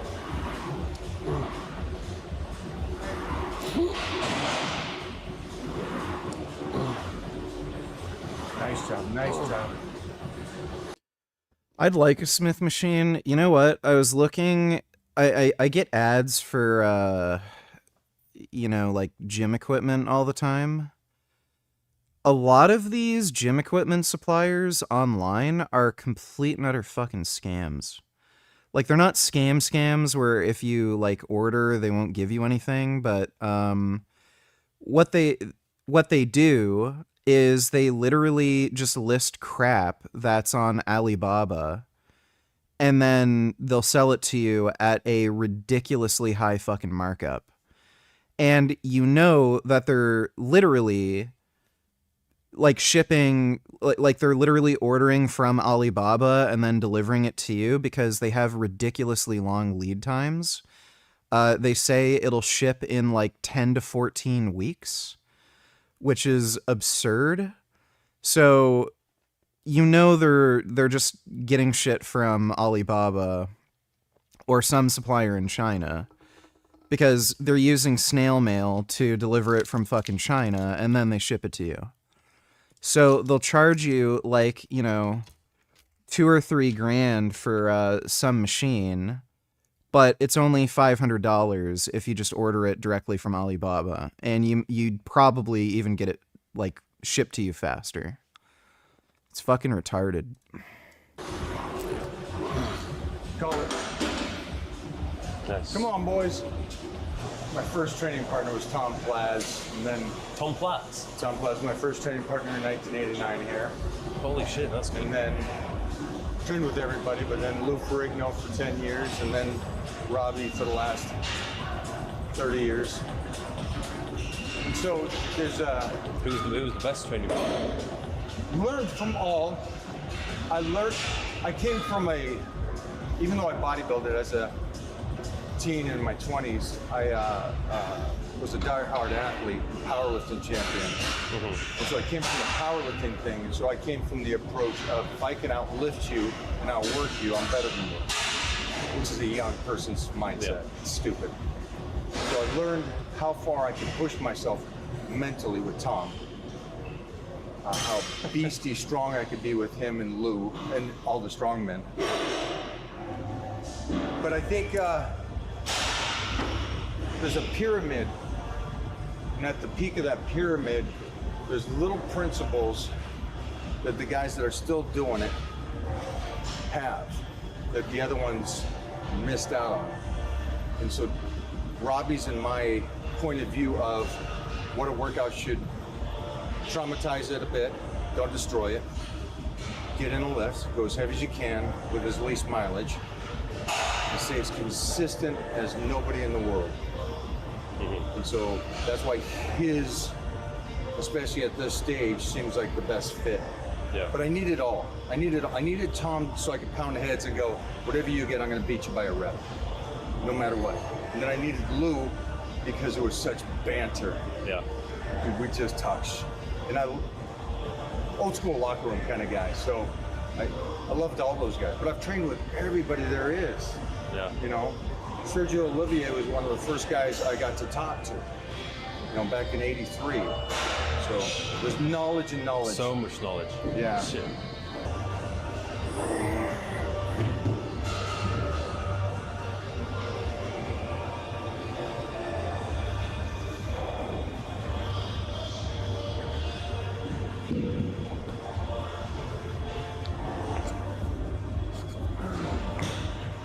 Come on, Stud.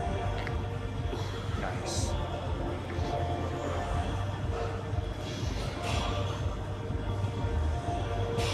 Great, great.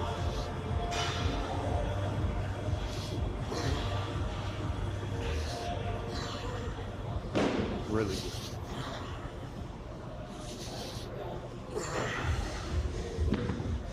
Nice. Do you train with somebody? No. Like it by yourself? Most of the time, yeah. If I'm going to train with someone, they need to be serious about it. And I have, especially in Dubai, I've got friends who are doing different things. There's like the business friends, and then there's the workout friends. But usually with my day, my schedule, I need to just go and get it done and leave. Go on a range. Yeah. So it's variety. Sometimes if I train by myself too often, then it gets a bit like boring. And maybe you need some kick up the arse on leg day. A little push every once in a while. Yeah. But yeah, it's not like I have a solid training partner all the time. What about you? Usually with somebody. Yeah. Because I. Matt Walsh has hit a new racist low even for him. Let me see. This is replacement theory in a nutshell. It is dangerous and a deeply anti-American worldview. It is poisoning minds. So we hit a major milestone this week, and by we, I mean everyone in the whole world. Congratulations. The global population officially crossed the 8 billion mark. So there are now 8 billion people on the planet. It took humanity until the 1800s to hit 1 billion, but only 200 more years to multiply that number by 8. This, of course, has led to, as you might expect, lots of frantic and feeble hand-wringing about the mythical threat of overpopulation, quote unquote. There are too many people on the planet, they cry. The whole planet is about to tip over on its axis, and we'll all slide off like dishes on an overturned table. No one is saying that at this point. We're about to have a population crash, especially countries like China. Yeah, if he were talking about this like 10 years ago, but like what, like this guy is so fucking behind. Table. Infamously, there was once an elected Democrat who expressed a concern not far from that. Slightly less delusional, though still plenty delusional, is the fear that we will run out of resources or habitable land for people to live on. I mean, none of these scenarios are. That is plausible given climate change. Realistic. There is more than enough land, more than enough resources to feed and house numbers even greater than 8 billion. If the land or resources are misallocated or not properly utilized, or if people choose to huddle together in massive smelly... I love how he fucking says this, but then, like, anytime, you know, where, like, people talk about, you know, pseudo-socialist economies, you know, like, where you can actually properly manage things. Oh, government overreach, communism, da-da-da-da. Like, yeah, like, I mean, in theory, we could, like, much more efficiently utilize large amounts of land and better grow food and all this crap. But that's never going to happen in a free market economy or a purely free market economy. So as soon as, like, people start talking about, you know, having, like, a kind of mixed system where you have, like, a free market, but it's heavily regulated. Oh, communism. Oh, they're going to take away our freedom. Oh, they're stifling, you know, business. So, yeah, like these people are just full of fucking shit. Urban bundles, that's a different problem entirely that cannot be blamed on sheer numbers and also cannot be solved by reducing the numbers. In fact, it's not just that overpopulation is a myth, one invented and propagated by nihilists and eugenicists and Bill Gates, but I repeat myself. It's that the actual crisis we face as a globe, as a world, as a planet, the real apocalyptic cataclysm on the horizon is quite the opposite of overpopulation. Our problem is not that there are too many babies being born, but that there are too few being born. The world's population is getting older. The average age of a human on Earth is a decade older now than it was in even the 1970s. Now, sure, that's partly a product of modern medicine, which is good. People are living longer. But it's also a product of an aging population that isn't having enough babies. And when the median age gets high enough, society becomes top-heavy with more elderly people than there are younger people to care for them. This is a problem that developed countries like Japan are already dealing with. Many others will soon join them. The whole world is trending in that direction. For all the talk about overpopulation, the population is actually projected What in the fuck? Did I set my alarm wrong? I set an alarm just in case I, like, fell asleep for... Yeah, what the fuck? Weird. Expected to start declining by the 2060s as global fertility rates dip below replacement level. Understand this, global populations have never declined due to declining fertility. Okay, we've never seen a decline in the global population because of fertility or lack thereof. The last decline was during the Black Plague 700 years ago, and that was from because of a pandemic that wiped out a quarter of human life on the planet. A decline due to people simply not having babies is an entirely different matter, and it's never happened before through the whole history of the human race. That is entirely untrue. So, you'll see changes in fertility rates based on different, like, issues. There was a massive reduction in fertility rates due to the bubonic plague for obvious fucking reasons. Like, fairly recently, there was a decline in fertility rates during the Great Depression, you know, prior to World War II. I think there was a reduction in fertility rate, like, around the 1970s as well. Like, anytime you see economic slowdown and hardship, you see a decline in fertility rates.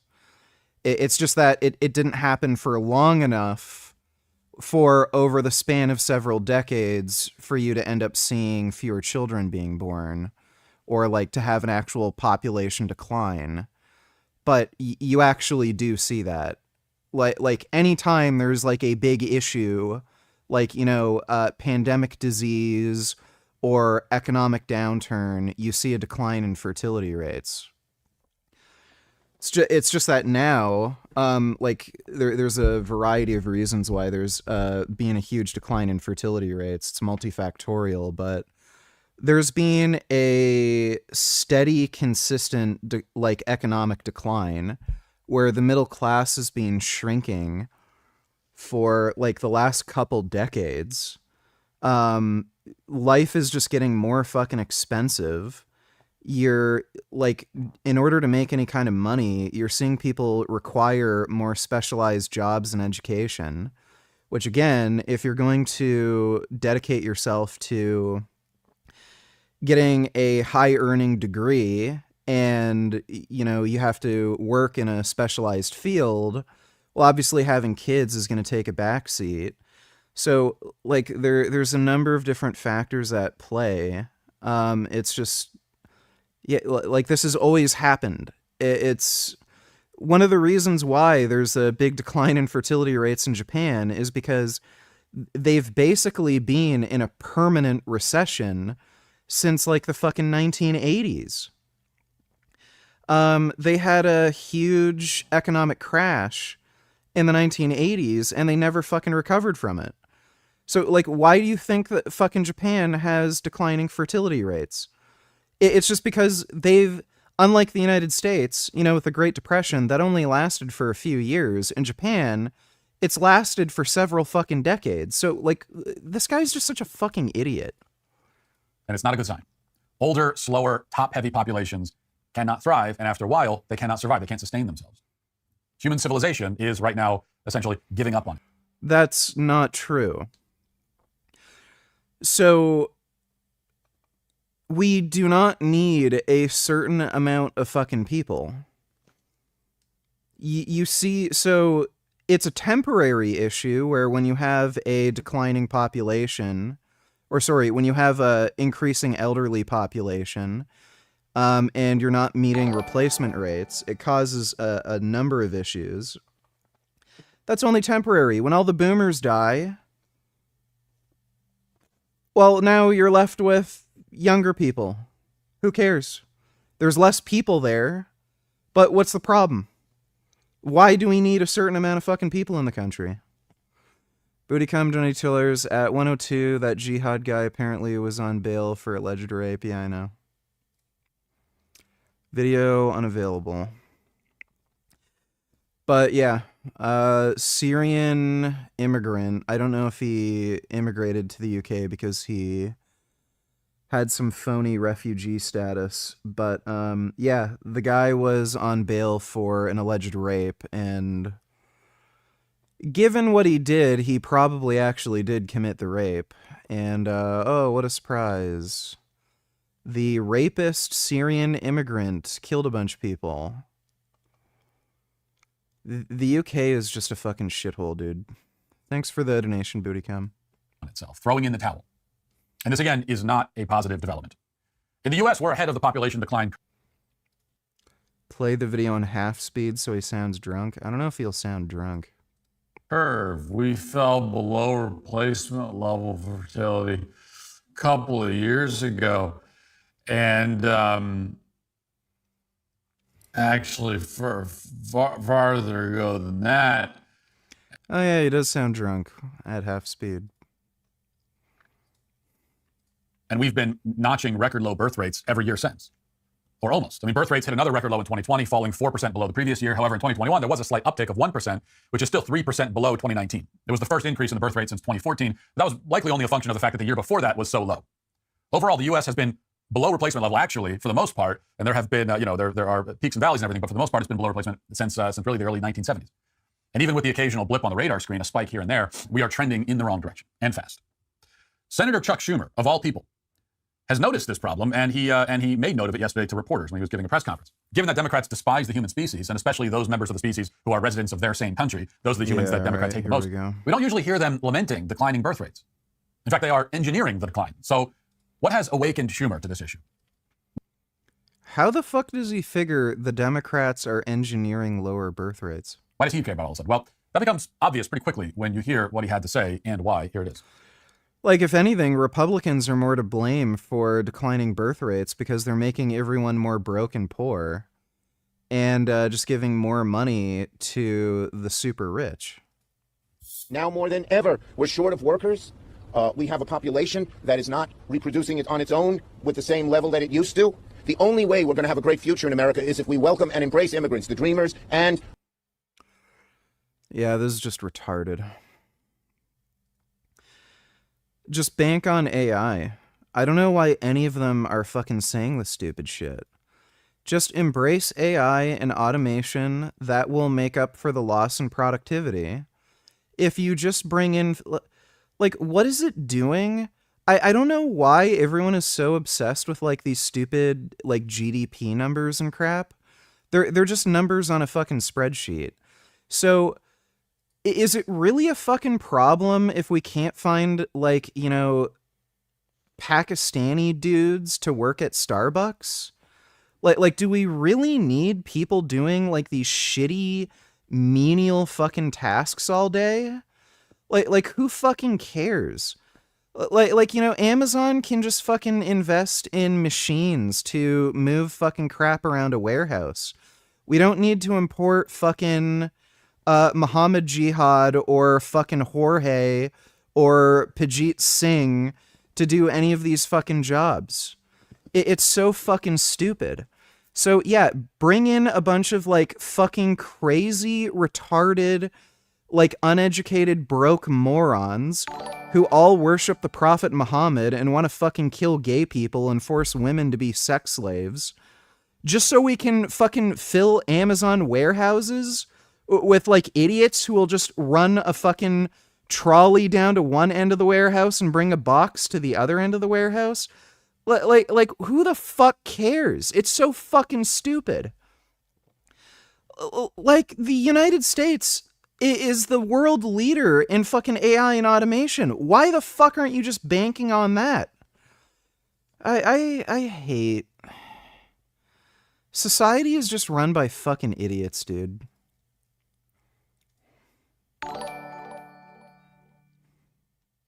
Also, what is so wrong with hating the human species anyway? We as a species suck. I hope we die out. Yeah, you keep saying that. Thanks for the donation, Dodo. All of them, because our ultimate goal is to help the dreamers, but get a path to citizenship for all 11 million or however many undocumented there are here. So there you go. That explains it. The American population is declining. We are short of workers. The senator is concerned, of course, that there won't be enough people available to mow his lawn and clean his pool and dust his fireplace mantles. And his solution is to import a peasant class. to import them rather than attempt to raise them organically the old-fashioned way. He seeks to replace the American population with He literally just said the quiet part out loud. So this is what they all want to do. Sam Hyde is more open about it. Like, the whole spiel that Sam Hyde goes on about how we need to embrace Christian values and focus on the family.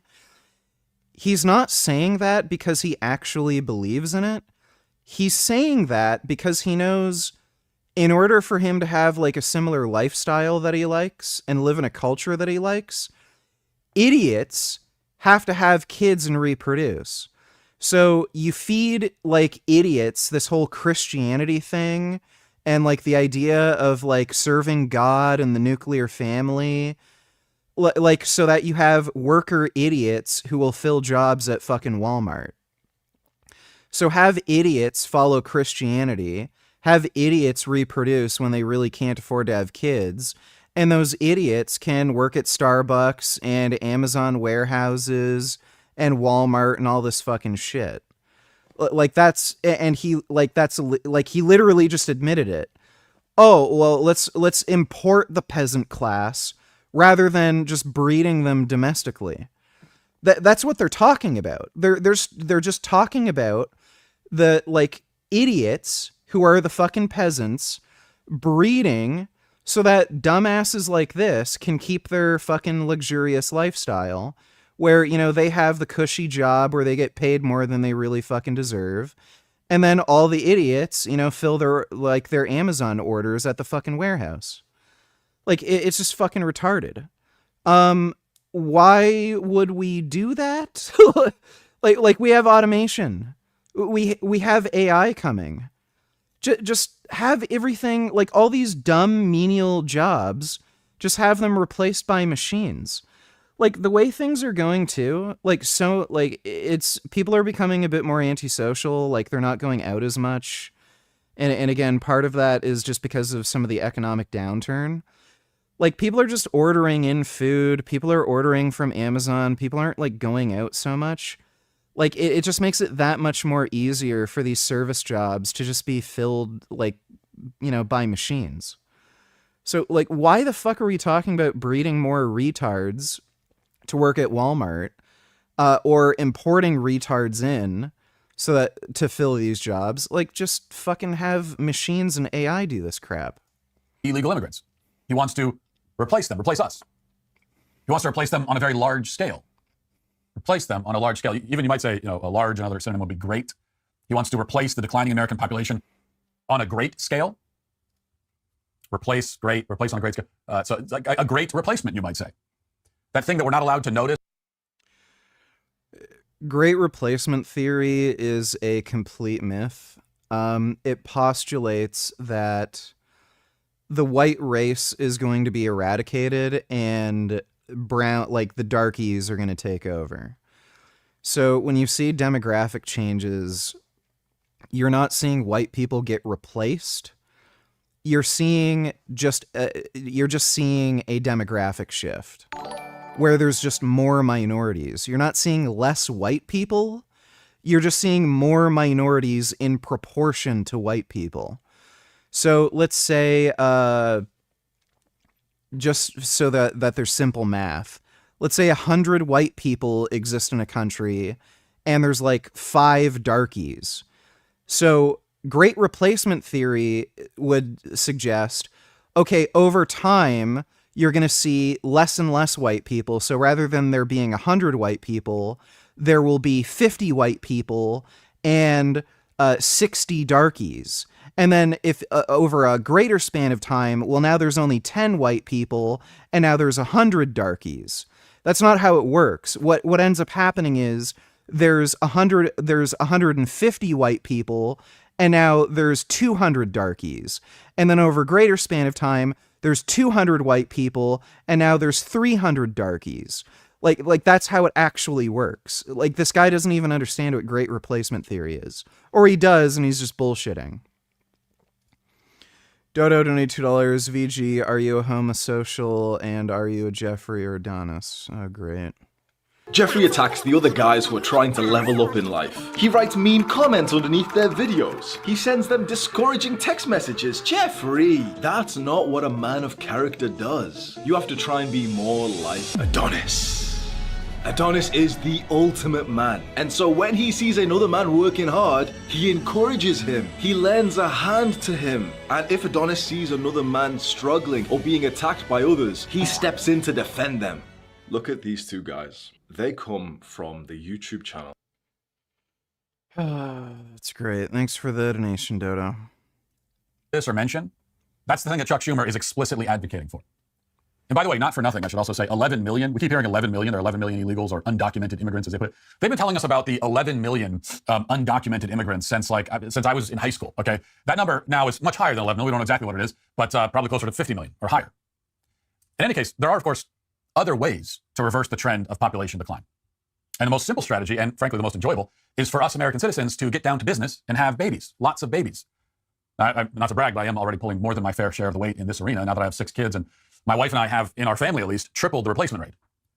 And if you really want to encourage more people to have babies, and if you want those babies to have the greatest chance of success in life, that entails more people getting married and getting married younger. So we could create a society that encourages marriage and incentivizes people to start families and to have children. But that is not what we have done. Thanks to Chuck Schumer and his ilk, we've gone exactly the opposite direction. To start with, we kill our babies in the womb. 60 million babies have been killed in the past 50 years or so. That means we've erased not just 60 million human beings, I mean, we've erased 60. What a ridiculous thing to fucking say. So, he literally just talked about how great replacement theory is real, but then he's complaining about abortions. You realize, like, the vast majority of abortions are fucking black and minority women, right? So if you're so concerned with the great replacement theory, then you should be in favor of abortions because the majority of fucking women getting abortions aren't white. You're preventing the great replacement. You idiot. Even if it were true, it does matter because if white people die out, they won't be affected by it whatsoever. So why do these fuckers like this care so much about the extinction of ethnicity? I don't think they're all cognitively there. Thanks for the donation, Dodo. This is so fucking remarkably stupid.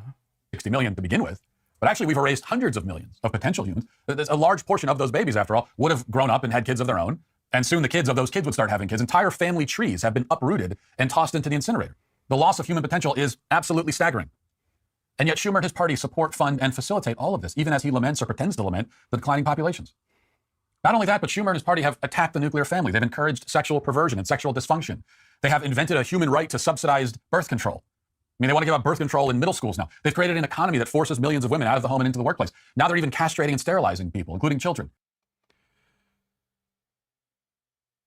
I'm sorry, did Matt Walsh just suggest that it's a good idea for middle school children to have children?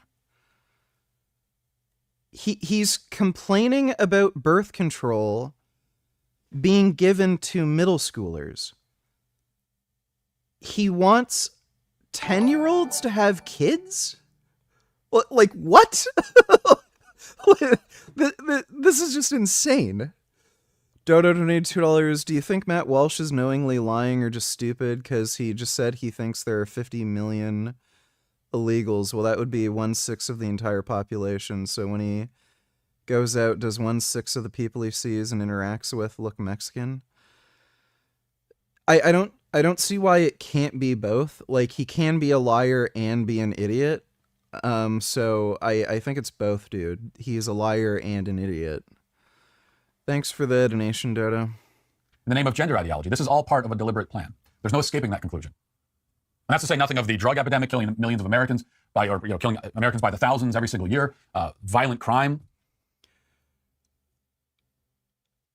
Buddy, so this is so strange. The crack epidemic, that was due to the Republican Party. The Republican Party was responsible for distributing crack. That whole thing happened because of a CIA operation that was, conducted due to the Republicans. Secondly, like, people want drugs, clearly. I don't, like, who is he pointing the finger at? If people want to get addicted to drugs, well, that's their own fucking choice. Like what? Who's he pointing the finger at? Which is doing exactly the same. They are obviously aware that their policies are wreaking havoc on the birth rate while eliminating en masse those who have managed to be born. They're aware that this creates a crisis situation for the country. And here they are at the ready with the solution, which is to import Democrat voters from the third world. Send in the replacements. I mean, they're right. The great replacement theory is outrageous. It's outrageous to talk about the great replacement theory. And that's because there is no theory here. It's just a fact right in front of our faces. More than 90% of Americans don't get enough fruit. Oh my God. This is fucking retarded. Speaking of Buffalo, I want you to listen to what this reporter says when asking Karen Jean-Pierre about the so-called great replacement theory. Just listen to the words that are used here. Very, very telling. Listen. There's polling that shows 1 in 3 Americans believe in some element of replacement theory. You just spoke in very broad brushstrokes there. Are there specifics that this White House is willing to do, willing to take in order to stop this form of thinking from further seeping out of the fringe and into the mainstream? So, we're going to continue to call this out, as we have talked about many times. The president, at every chance he's had, when we've seen a violent attack like this, that is, as we say, with hatred and racially motivated, he calls it out and calls it what it is. What are we going to do to stop this form of thinking? They're not even trying to hide it. How are we going to stop? There's somebody in the press asking this, by the way. How are we going to stop people from thinking like this? And thinking like what exactly? What is the form of thinking? Well, it's this. It's the so-called great replacement theory. And one of the clips I want to play for you on this, and then I have a couple. Actually, I have some examples, in fact, of the great replacement theory that I want to present to you. But first, here's Chuck Schumer on the floor of the Senate yesterday, also railing. There's so many examples we could pull from because this has been the current thing for the Democrats over the last couple of days is the great replacement theory, which they're accusing Republicans of engaging in. And so here's just one example: Chuck Schumer on the floor of the Senate railing about it. Listen. This is replacement theory in a nutshell.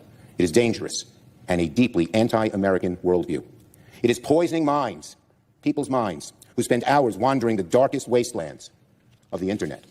And let's be clear, it's a message that has also found a special home in several right-wing outlets, and on one cable news channel in particular, Fox News. In a craven quest for viewers and ratings, organizations like Fox News have spent years perfecting the craft of stoking cultural grievance and political resentment. Stoking grievance and resentment is, of course, all these people do. That is their entire MO. That's their entire political strategy. They have nothing else to offer. They don't do anything but that. It's just stoke, especially racial grievance and resentment, while he accuses everybody else of doing that. Now, what is the theory here? Well, as I pointed out yesterday, this actually is a theory from the Democrats. And their theory is that whiteness, generally speaking, is something that can be and should be mitigated. It's a disease. That's the theory on the left. Is that whiteness is a disease. What does he mean on the left? Like, I mean, if I were to say something like on the right, they believe blacks should be eradicated from the earth. Like, it just means nothing. There's a very large political spectrum when you're talking about left-wing or right-wing. It goes from, like, moderate, center right or center left, all the way to extreme dictatorship and fascism. Like, left-wing fascism is communism, right-wing fascism is, like Nazi Germany. That needs to be cured. And I mean that in a very literal sense. So I'll just give you one example here.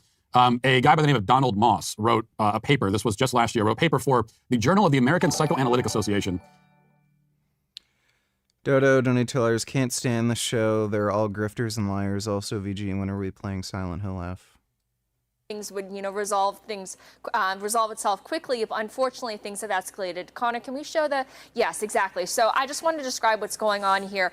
Democrats have chosen to essentially vote for a shutdown. Why? Because Republicans They didn't vote for a shutdown, you dumb bitch. proposed a clean, continuing resolution which basically maintains spending. I want to be very clear. I think he means that Democrats hate white people. Yeah.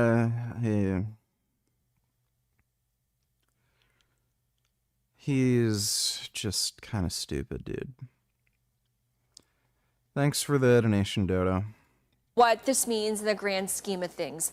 Spending skyrocketed during the pandemic years. We were spending like drunken sailors. Spending money that we definitely did not have, running up the bill. Yeah, that was under Trump, you idiot. We have about $33 trillion of debt. We just passed Yes, that Trump is largely responsible for. a big, Did she forget who was president during the pandemic? beautiful bill, which is $3.4 trillion of additional debt, money that we do not have, money that is mortgaged on our future that we have to pay for. And so Democrats want to up the spending. They want to make sure that we extend health care to illegal aliens, that we do all. This is just outrageously retarded. Out of this world fucking stupid.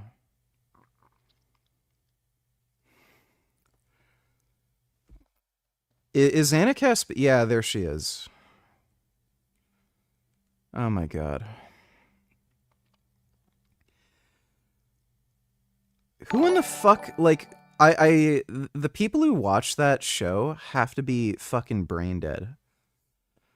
Thanks for the donation, Dodo. Son Goku $22. I think poor literacy skills is one of the biggest existential threats our society faces. Nobody talks about it.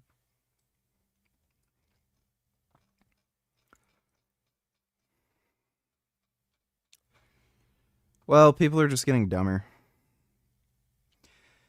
Again, it's a chicken or the egg thing. I don't think people are dumb because of poor literacy. I think people have poor literacy because they're dumb. There's just a lot of idiots. Thanks for the donation, though, Son Goku. Well, to be fair, that is somewhat true. There are SJWs like Dark Soy Vina who hate white people despite being white himself. See.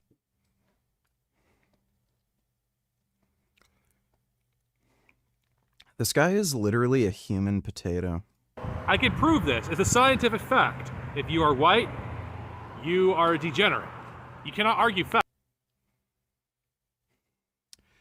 I mean, he would be a good example of that. Facts don't care about your feelings. Accept it. You are a degenerate because you're... You know, he says this, but I can guarantee you if you were to, like, you know, argue with me on anything... Like, am I right then? Like, I'm less white than him, at least. Like, this guy's just an idiot. Thanks for the donation, Dodo. And we can put this up there for you. This is just the abstract of this paper. This is what he writes. And this, by the way, is totally in keeping with CRT. I mean, this is basically CRT with a little bit of psychobabble, a little bit of extra psychobabble added in. So this is what Donald Moss says. Whiteness is a condition one first acquires, and then one has a malignant parasitic-like condition to which white people have a particular susceptibility.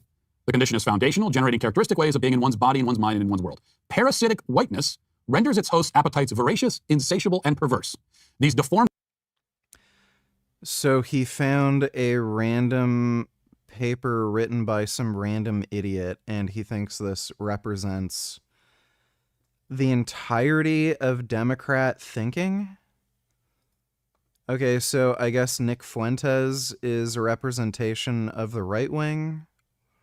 Everybody thinks like Nick Fuentes. Everyone on the right is a Holocaust denier who thinks everyone who's not a part of the white race should be eradicated. Deformed appetites particularly target non-white peoples. Once established, these appetites are nearly impossible to eliminate. No, I haven't been to any national parks. Effective treatment consists of a combination of psychic and social historical interventions. Such interventions can reasonably aim only to reshape whiteness's infiltrated appetites, to reduce their intensity, redistribute their aims, and occasionally turn those aims toward the work of reparation. And then we go forward a little bit, and it says, there is not yet a permanent cure. So this is again, totally consistent. This is not just some fringe concept. Totally consistent with CRT. This way of thinking there's a reason why it was published in the Psychoanalytic Journal. It's all over the psychology. You can find any ridiculous nonsense published in any journal. Okay, Matt Walsh is just a fucktard, dude. Take a while in between, and I like to see savages around me push. Yeah. And yeah, so usually we're somebody. You can pick and choose. You Yeah. You got a list of savages. Yeah. You can be like, okay, somebody's always he's good for leg day. Come on. And then I'm not going to say no. Then I'm going to say no if you request them. Everybody flies in, and so it's like, it's nice. You get some real savages that fly in, and just, it's like a sparring partner. Yeah. So you can't have a day off. Yeah. What's different with this? This is more of a close grip. Other one, I drop forward on the elbows out and keep the elbows up as high as I can. So it's not a huge range of motion. Compared to this, you can pull it all the way with the inside. Just a nice change up, a couple different ones.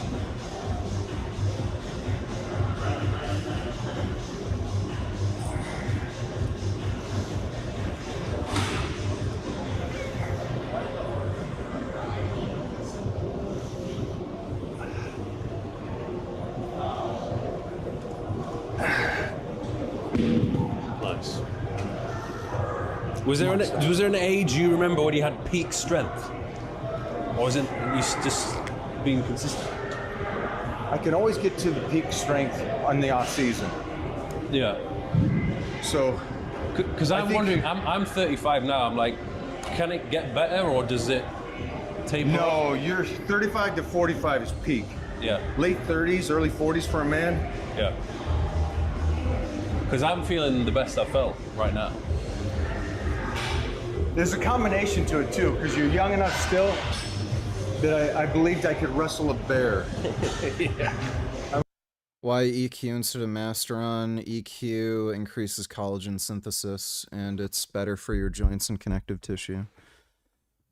I don't want to, especially without EQ, I wouldn't want to take Masteron because it reduces collagen synthesis. How was that idiotic? Come on. Great. It's great. Come on. Nice lines, nice balance, good control.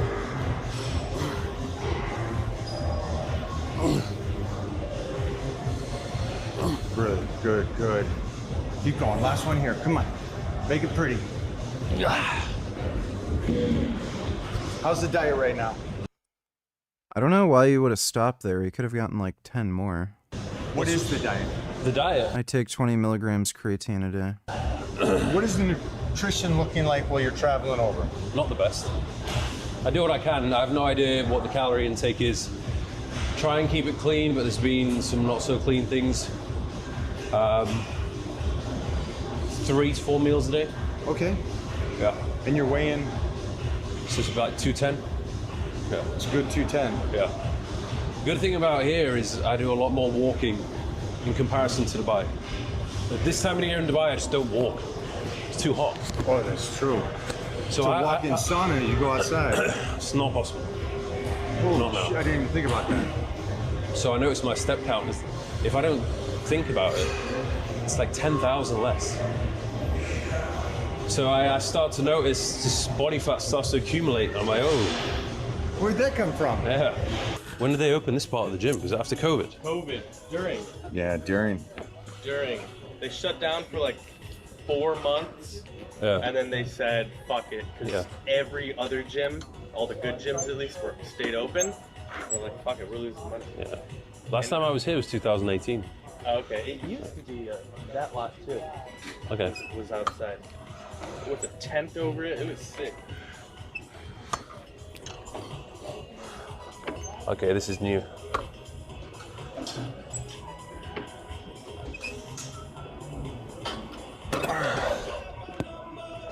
Bit of a risky one doing that. Creatine has cognitive benefits at higher doses. With my nose.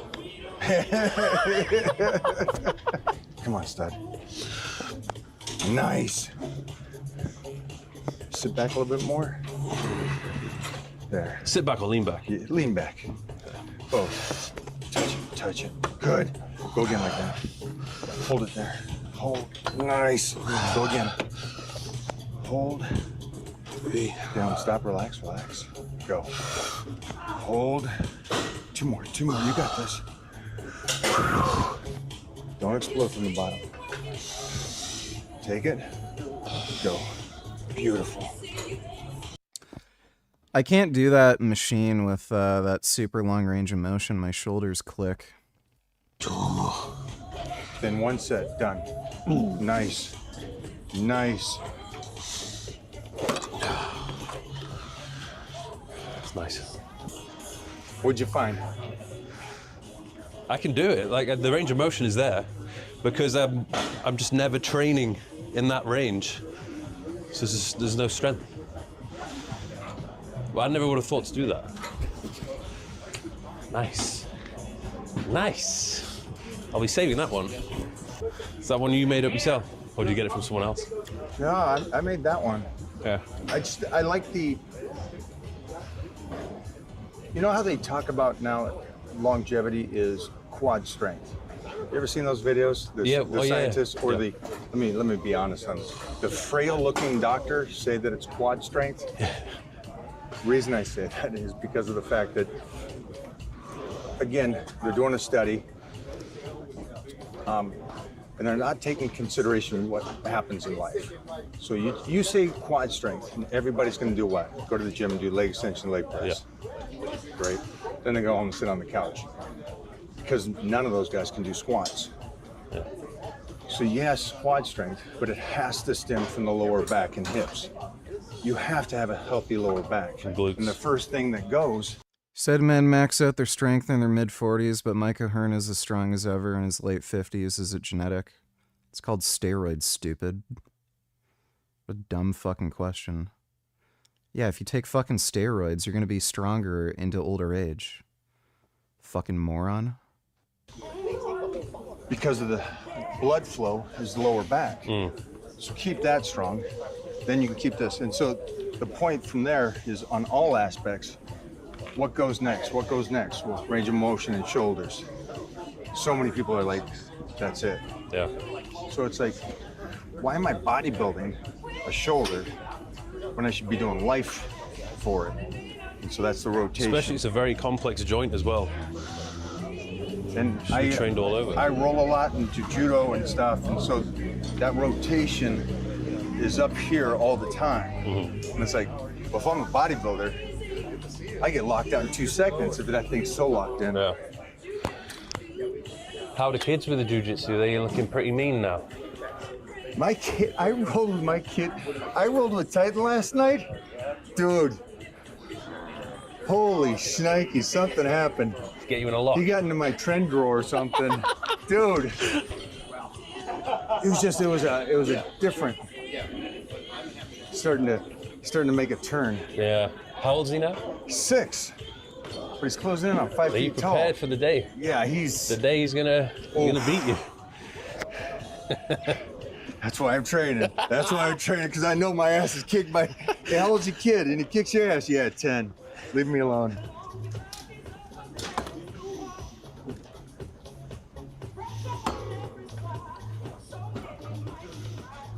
Strong. Stack the machine.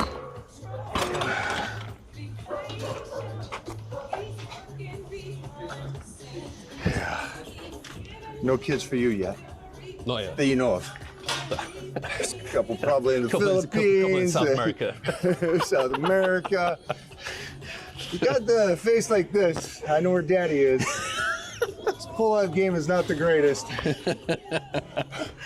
I want kids though. How old are you when you had your first? 50. Really? Yeah. Fuck. I got time. Oh, you got time. We're guys. Good.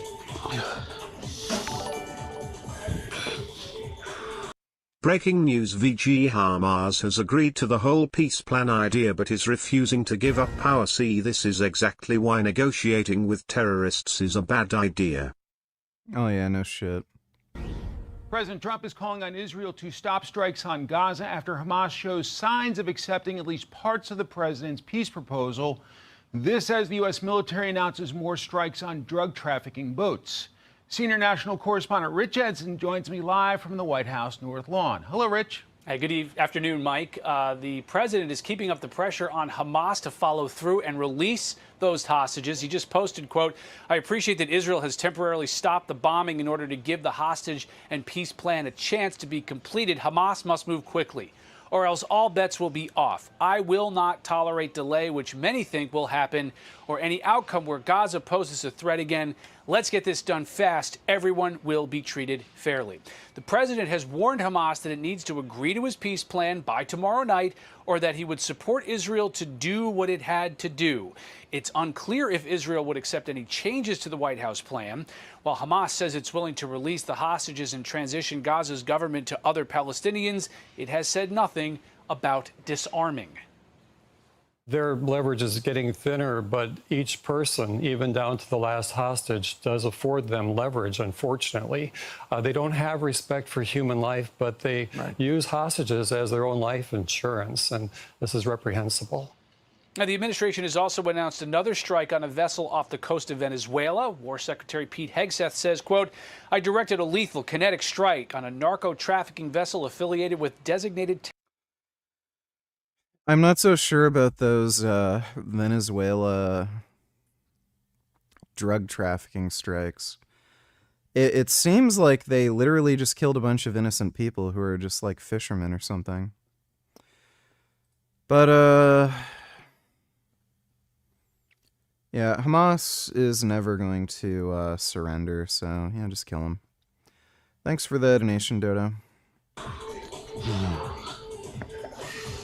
Great.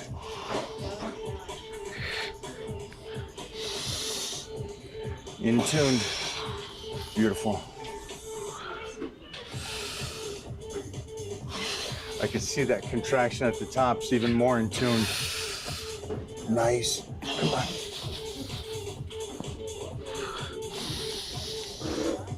See the bottom, he knows he has it, and it's right there. Crazy contract.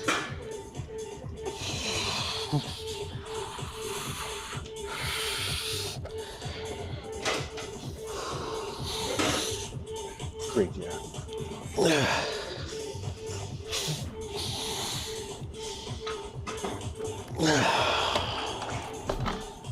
Did it look good? He looks sharp. Do you feel that that could be beneficial in the long run? I think so. Yeah. Because when I think about it, my shoulder training, there's so much of this. Just this. Rigid, small movements. And then I'm not even doing that much overhead pressing anymore. And if it is, it's more front, like this. So it's very, very fixed range of motions, which... No, my jacket's still fit. For longevity is probably not that good. And you're 35, so it's like, you gotta think 30 years ahead. Yeah. Yeah. A lifetime for you. One donate $2. What's this next? Okay, sure. Thanks for the donation, one. And even now, I wake up sometimes and I'm like, that hit me as soon as I got into my 30s. There was just little things that weren't there before. Right. They started to creep in. And I know how good stretching and mobility can be for you, but that's the thing I just don't like to do. Do it on the workout. Yeah. Because stretching's great, but stretching with no strength, it's like, well, I can move my arm back here. Yes, but if you put anything on it, yeah, it breaks. And that's why I like the aspect of, it's basically what I'm doing is yoga with weights. Yeah. That wide range of motion stretch the fascia so it never locks up, so that muscle has that capacity to go in inch platform. That you're stood on. So it's even lower. Yeah. Some people say, oh, you should be an actor, try acting. It's like, hang on, you don't just become an actor. No, you don't. It's actually quite hard. Yeah. But yeah, Mike would know about acting being hard. You got the good look for it and everything, so you're halfway there. Yeah. Yeah. Then it's just going out and just doing it and doing it. People go, that's great that this last 5 years you're getting all these movies, and it's like, yeah, okay, great. my first movie was 1990 and I've never stopped. Yeah. But the point of do it because you love it, not for fame and money, when would I have stopped? My first movie, old soul and maturity to you that you understand that. Come on, We get all these electronics out of the way.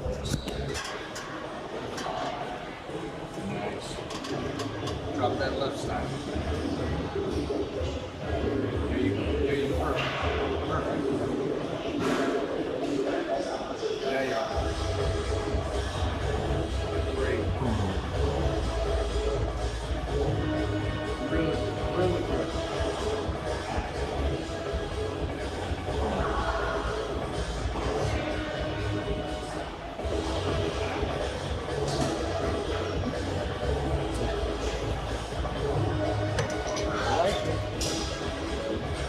Here's some good feedback for you. Yep. Nobody has a bad word to say about you. They all said the same thing. Oh. Just a very kind person. Yeah. So it's good feedback. It's nice to hear that. I've been on the scene, I guess, with doing YouTube since 2016, and I don't get any drama, don't get any controversy. I don't think I'm something, you know, special. Just treat everyone with respect.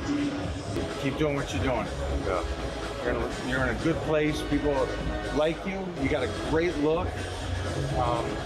So just you don't need me telling you. You got this. Same thing for Panda. Panda's a nice guy. Does him. Doesn't.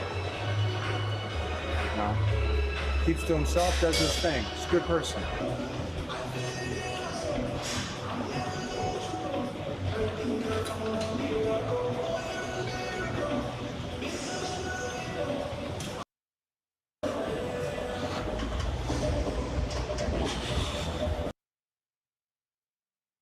New generation. It's the young kids worldwide. That's why I love the internet, because it's not like you did anything different. It's not like you asked for it. Somebody just picked one particular video, put some text over it, and then it just goes boom. It's hilarious. I don't mind.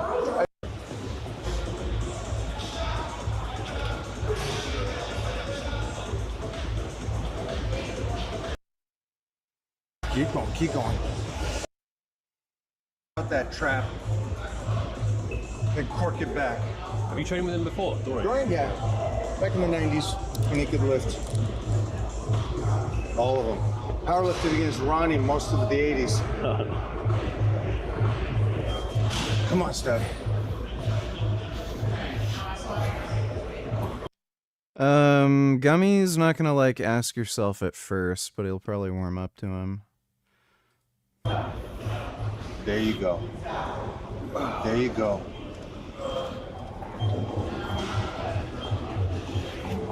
Nice.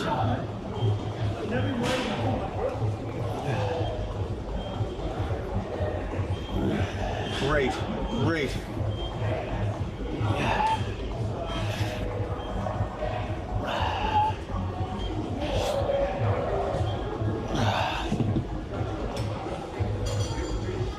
Feel those traps stretch? Yes.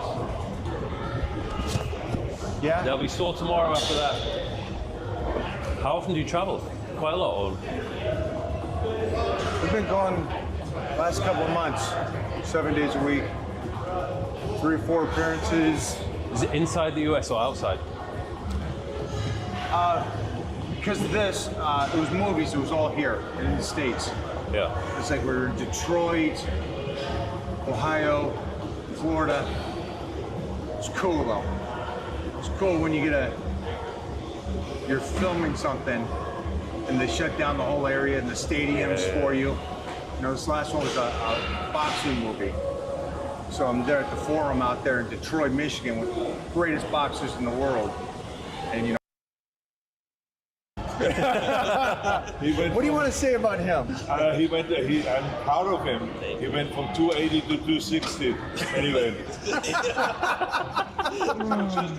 He was asking for advice.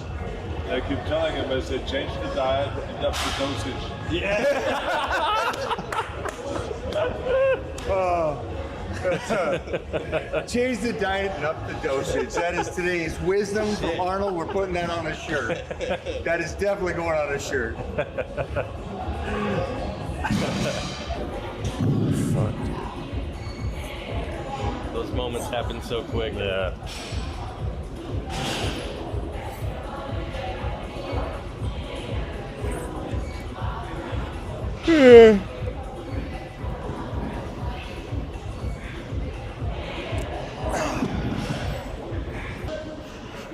Nice. Nice.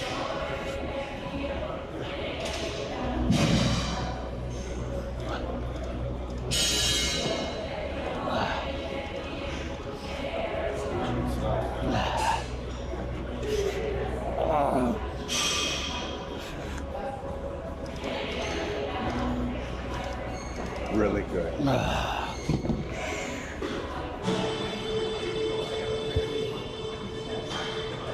Yeah, not this.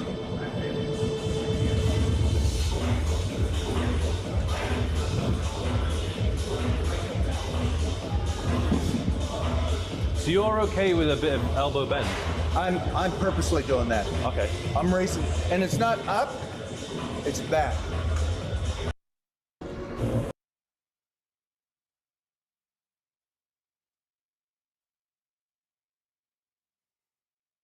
3 days later, you can go again. So what's your takeaway from today? Michael? That it's possible to look good and feel good long into the future. I mean, just seeing him in the flesh, the way that he trains, the way that he looks, like for me, it's inspirational, because that's what I'm aiming for. And then again, just I don't know if it's because he's watching and he's looking over me whenever I'm doing those exercises. I always concentrate, but I was concentrating even more.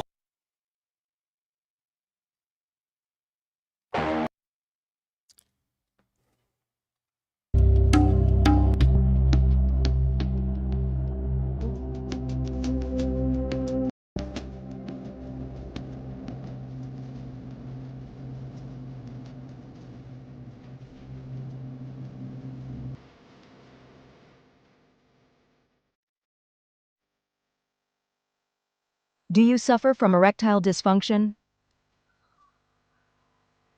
Well, I can't help you with that, but Allah surely can, especially if you happen to be his messenger, like Prophet Muhammad.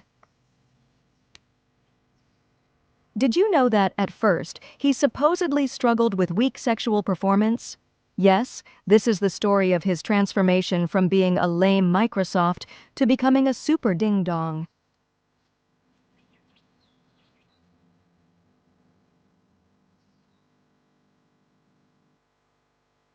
I was among the least of men in sex until Allah sent down kafit for me. And every time I wanted it, I found it. It is a dish with meat.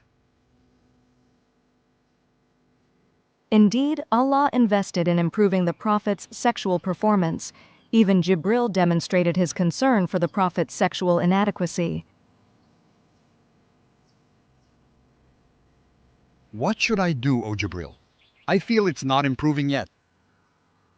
O Rasulullah, how are you coming along with eating harissa?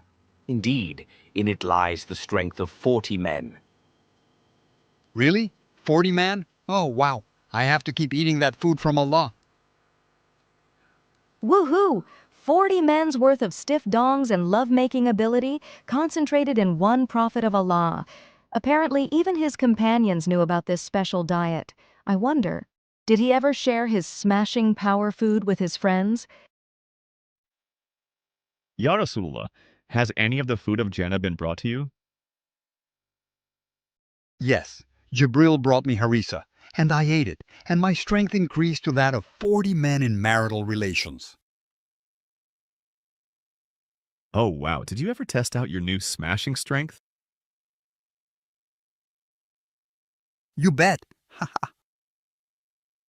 Allah gave him so much sexual power that the Prophet desired to have more than just 4 wives. At that time, his wives are Sauda, Aisha, Hafsa, and Salama.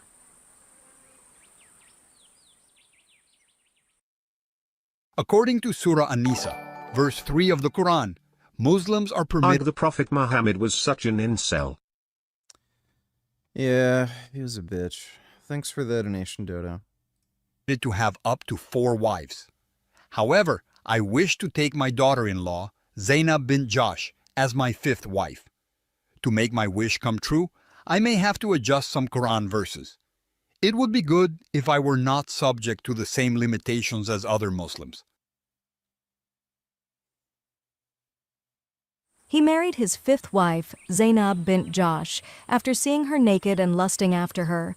Watch the video titled Prophet Muhammad and Zainab on this channel for more details, or watch this video for a summary of the drama. The story begins when Prophet Muhammad forced his cousin Zainab bint Josh to marry his adopted son Zaid ibn Muhammad. He justified this action by referencing Quran Surah Al-Ahzab, verse 36. One day, Prophet Muhammad went to Zaid's house to visit him, but Zaid was not at home. When Prophet Muhammad entered, he unexpectedly saw Zainab in her room, undressed. Struck with desire, he exclaimed, "Bless him who changes hearts." Zainab later told her husband about this incident. Zaid immediately understood that his adopted father was attracted to his wife. According to the oldest Quranic tafsir by Al-Tabari, published in 923 AD, Zaid and Zainab lived peacefully. However, 300 years later, Ibn Kathir altered the story in his Quran tafsir, stating that Zaid and Zainab argued constantly. To please his adopted father, Zaid offered to divorce his wife Zainab so Prophet Muhammad could marry her. But Prophet Muhammad outwardly told him, "Keep your wife and fear Allah," concealing his true intentions. Behind this hesitation, Prophet Muhammad feared public gossip. Soon afterward, he declared that Allah himself had commanded him to marry Zainab, no matter what people might say. This claim appears in Quran, Surah Al-Ahzab, verse 37. Zaid then divorced Zainab, clearing the way. Prophet Muhammad wasted no time and quickly took her for himself. Their union was consummated without proposal, without witnesses, without dowry, and without a formal contract, raising serious questions about lust. Seriously, how can Muslims worship such a creep? Well, because they're creeps too. Thanks for the donation though, Dodo.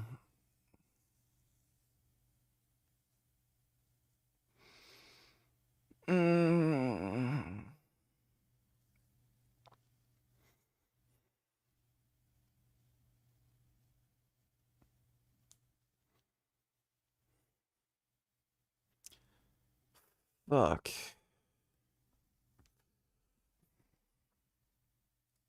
Control and religious justification. Just like that, Ya Rasulullah, where is the proposal? Where is the witness? Where is the dowry? Allah married us and Jibril was the witness. An intelligent woman would have quickly realized that she was being deceived by a false prophet, but Zainab was so gullible that she actually felt proud instead, truly believing that it was Allah who had married her to the prophet. How about the dowry?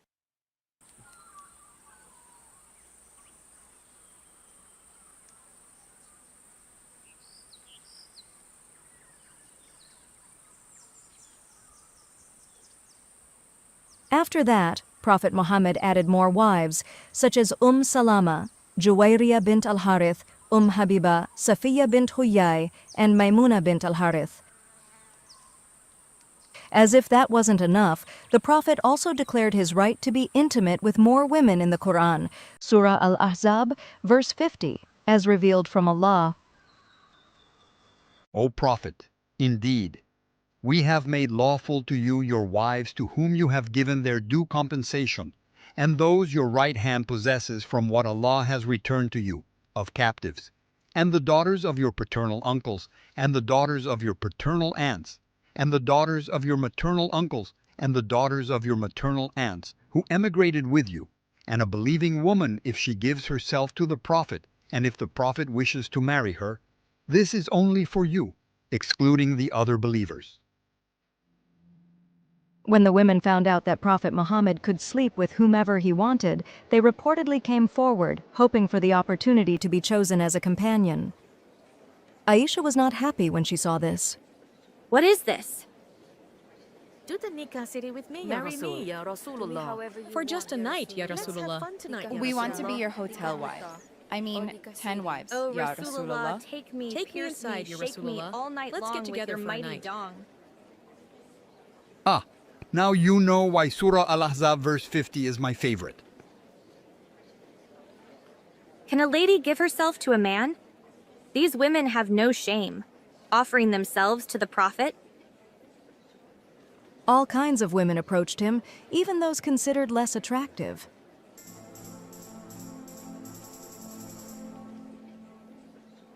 Be my husband for a night, Ya Rasulullah. Let's do nikah, Mishar, ya Rasulullah.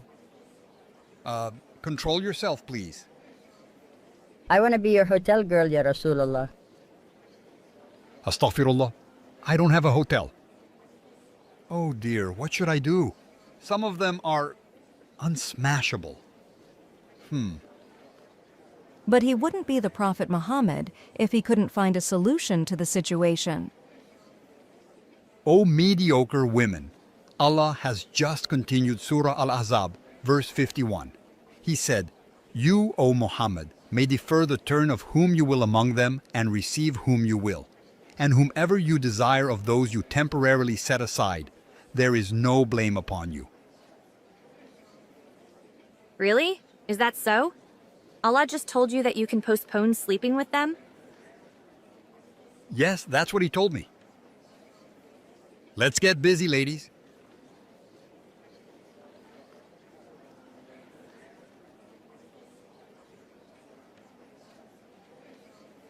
I feel that your Lord hastens in fulfilling your wishes and desires.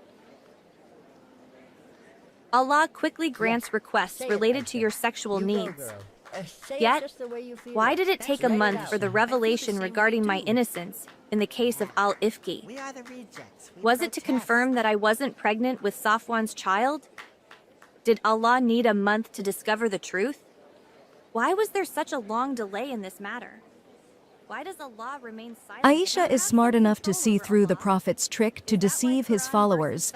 She isn't afraid to express her opinion about it. The Prophet's companions recognized her unique status as his beloved wife. She alone could speak boldly to him without fear of being beheaded.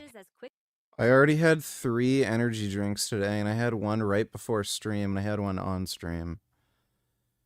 Caffeine ain't gonna do anything at this point. As you need them? I can't criticize Aisha because verses of the Quran often came to me when I slept with her. I don't think any hotels even existed that long ago. Well, apparently Prophet Muhammad invented them. Thanks for the donation, Dodo. When I slept with other women, this did not happen. It is said that the people of Jannah will be given the strength of 100 men in eating, drinking, and sexual activity. By this measure, the Prophet's strength is claimed to have been equal to 4,000. But does this make sense? Why would Allah grant excessive sexual strength? What benefit does that offer humanity? Wouldn't it have been more meaningful to bless the Prophet with enough wealth to avoid plundering others' property? Surely moral integrity and justice matter more than boasting about sexual prowess. The answer is because sexual strength in Islam is usually considered a virtue. Let's read the explanation from Imam Ibn Hajar al-Asqalani in Fath al-Bari. And in this, the most profound of miracles befell the Prophet sallallahu alaihi wasallam, as he, despite being engrossed in worship and knowledge of his Lord and building strength of character, was abstemious in food and drink, which necessarily implies bodily weakness precluding abundant sex. In spite of this, he used to go around to his women in one night, washing once, and there were 11 of them. This has been presented in the Book of Washing. And it is said that indeed all who are most devout to Allah, their sex drive is the strongest, for those who are not devout can only get near and look. They say Prophet Muhammad's sexual stamina was a miracle, but framing lust as divine undermines any claim to... I don't know where to get amphetamines. I was actually looking for ephedrine. I don't know of any black market sources. But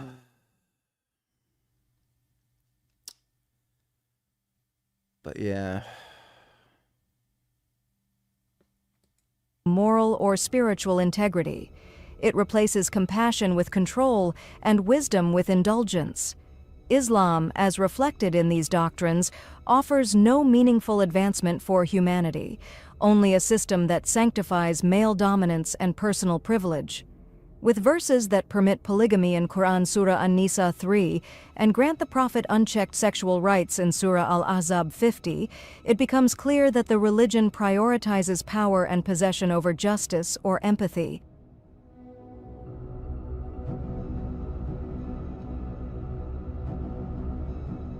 A belief system that elevates desire over dignity does not serve humanity. It serves only those who seek to rule it.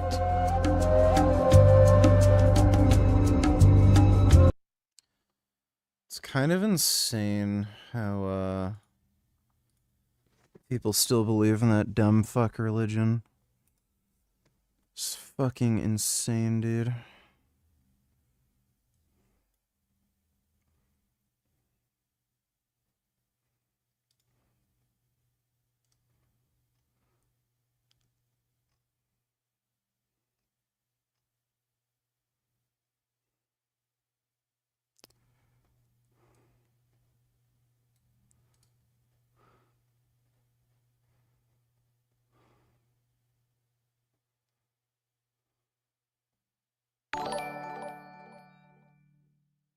Richard, I know you hate Christians, you hate the Bible, you hate Christ.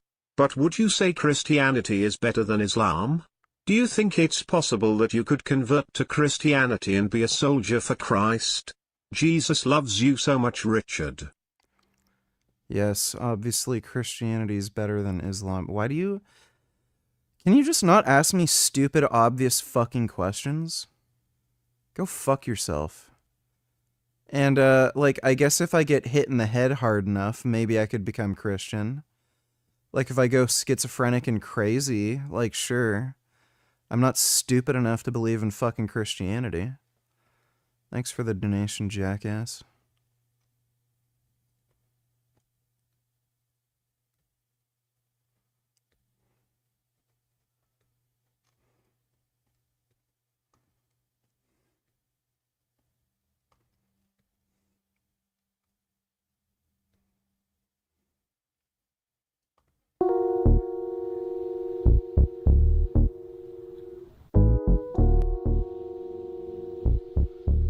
I know you're a car guy, so I left them all out, man. How you doing? Good. Good to meet you, man. How are these fucktards making so much money? Bro, I'm so happy to be here. LA's good? Yeah. What's good, guys?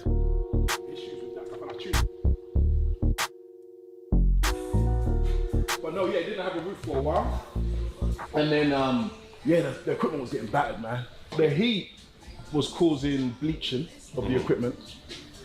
So, and you can see it's all faded. The rain, imagine, rain then heat, rain then heat. 'Cause it doesn't rain here, but we had like 2 months where it just kept raining. Just like, not 2 months, 2 years, where it just randomly kept raining. Because I've been there like 8 years, it doesn't rain, but yeah. And then, yeah, so it faded the equipment, all the stuff started yellowing. Rain is probably the absolute worst. Oh, the worst. So I had a lot of it replaced actually. So all of these, you can see are brand new, but if you look at some of these, belt swap, line leg curl, leg extension here.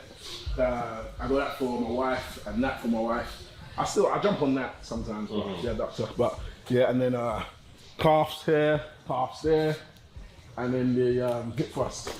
All legs.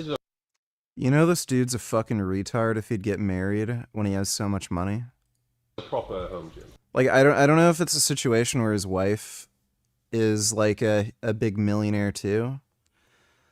But dude, if like getting married's stupid to begin with, but like holy fuck, if you're rich, why in the fuck would you ever get married?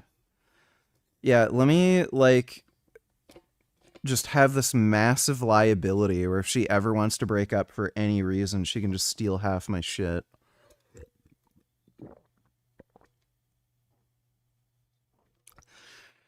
Ugh, fucking retarded. Fucking Jeff Bezos' ex-wife became the richest woman on the planet just for divorcing him. It's fucking insane. Marriage laws are just so fucking dumb. Oh, big time. Big time. It's And it's got like, I like the fact it's outdoors as well. Yeah. Yeah. It's 3,000 square foot, man. It used to be, it was a tennis court. So it was like, and I ain't playing tennis, so. So yeah, just, when I viewed the house, this is what sold me. Yeah. I was like, no, obviously it was the size, the land was on 1 acre, and I was like, okay, I love that. But I saw this, it's a gym, immediately, it's a gym. You're a citizen of the US? No, I have a green card. Okay. But, you have to pay tax it then? Oh yeah. Thinking that, at one point I was paying for both. Oh, that's good. There was one point I was paying for both, you know? Why did you choose LA? So I came here in, Do you think Diddy and Muhammad would have been friends if that met? Also, do you think Diddy would have been a prophet during that time? Yes to both of those questions. For sure. Thanks for the donation, God loves fags. Ice Poseidon said Adderall is what he takes to have the energy to do his month-long 24/7 streams. Huh. I think 2012, 13, for a meeting. And I was literally just driving. I was driving roof off, I think it was Rodeo. No, was it? Palm trees. Palm tree. Literally, I was playing music. Blue skies. And I was just like, all right, I need to live here. This is where I need to be. Like, why would I not? And I was already working for myself. I've been working for myself from about 2000. That I just started.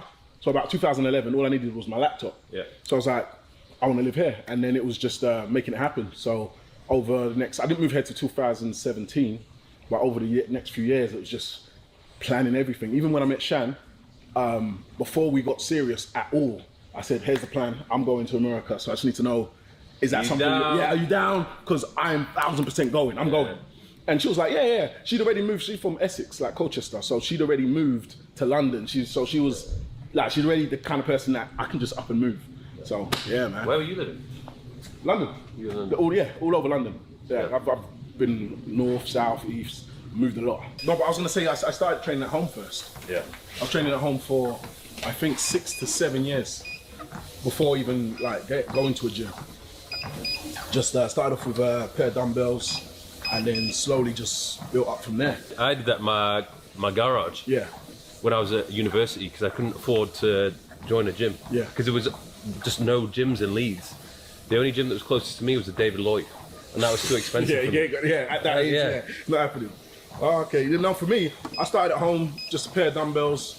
I don't know if you remember back in the day, the York Argos dumbbells. Yeah. Started with those, and just freestyling, man, and like obviously back then we didn't have YouTube for exercise guidance. It was just freestyling. Yeah. You know, and 7 years. And the thing is, I slowly built up my home gym in my bedroom to have quite a bit of equipment.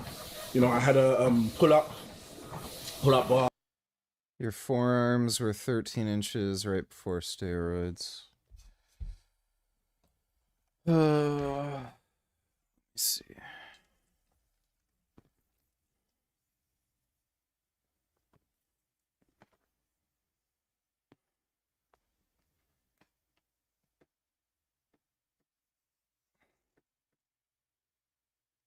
Yeah, they're at 13.5 now. Yeah, 13.5. I had a preacher co bench, regular bench, all in my room, just like it was like a mini gym. I had an exercise bike, and and then eventually I got to the gym and I was like, damn, this is a playground. Like, I've been missing out on everything. Obviously, it's time to train legs. Yeah, that's what I was just about to say that. Finally, I like hit legs, you know, because I weren't doing that at home, you know. I remember when I first found out about you. I think I must have been 21 or 22. And remember when Simply Shredded used to be like a big website back in the day? Everyone would just go to Simply Shredded to just check out like, I don't know who's popping off in the gym world. I remember seeing those pictures for the first time.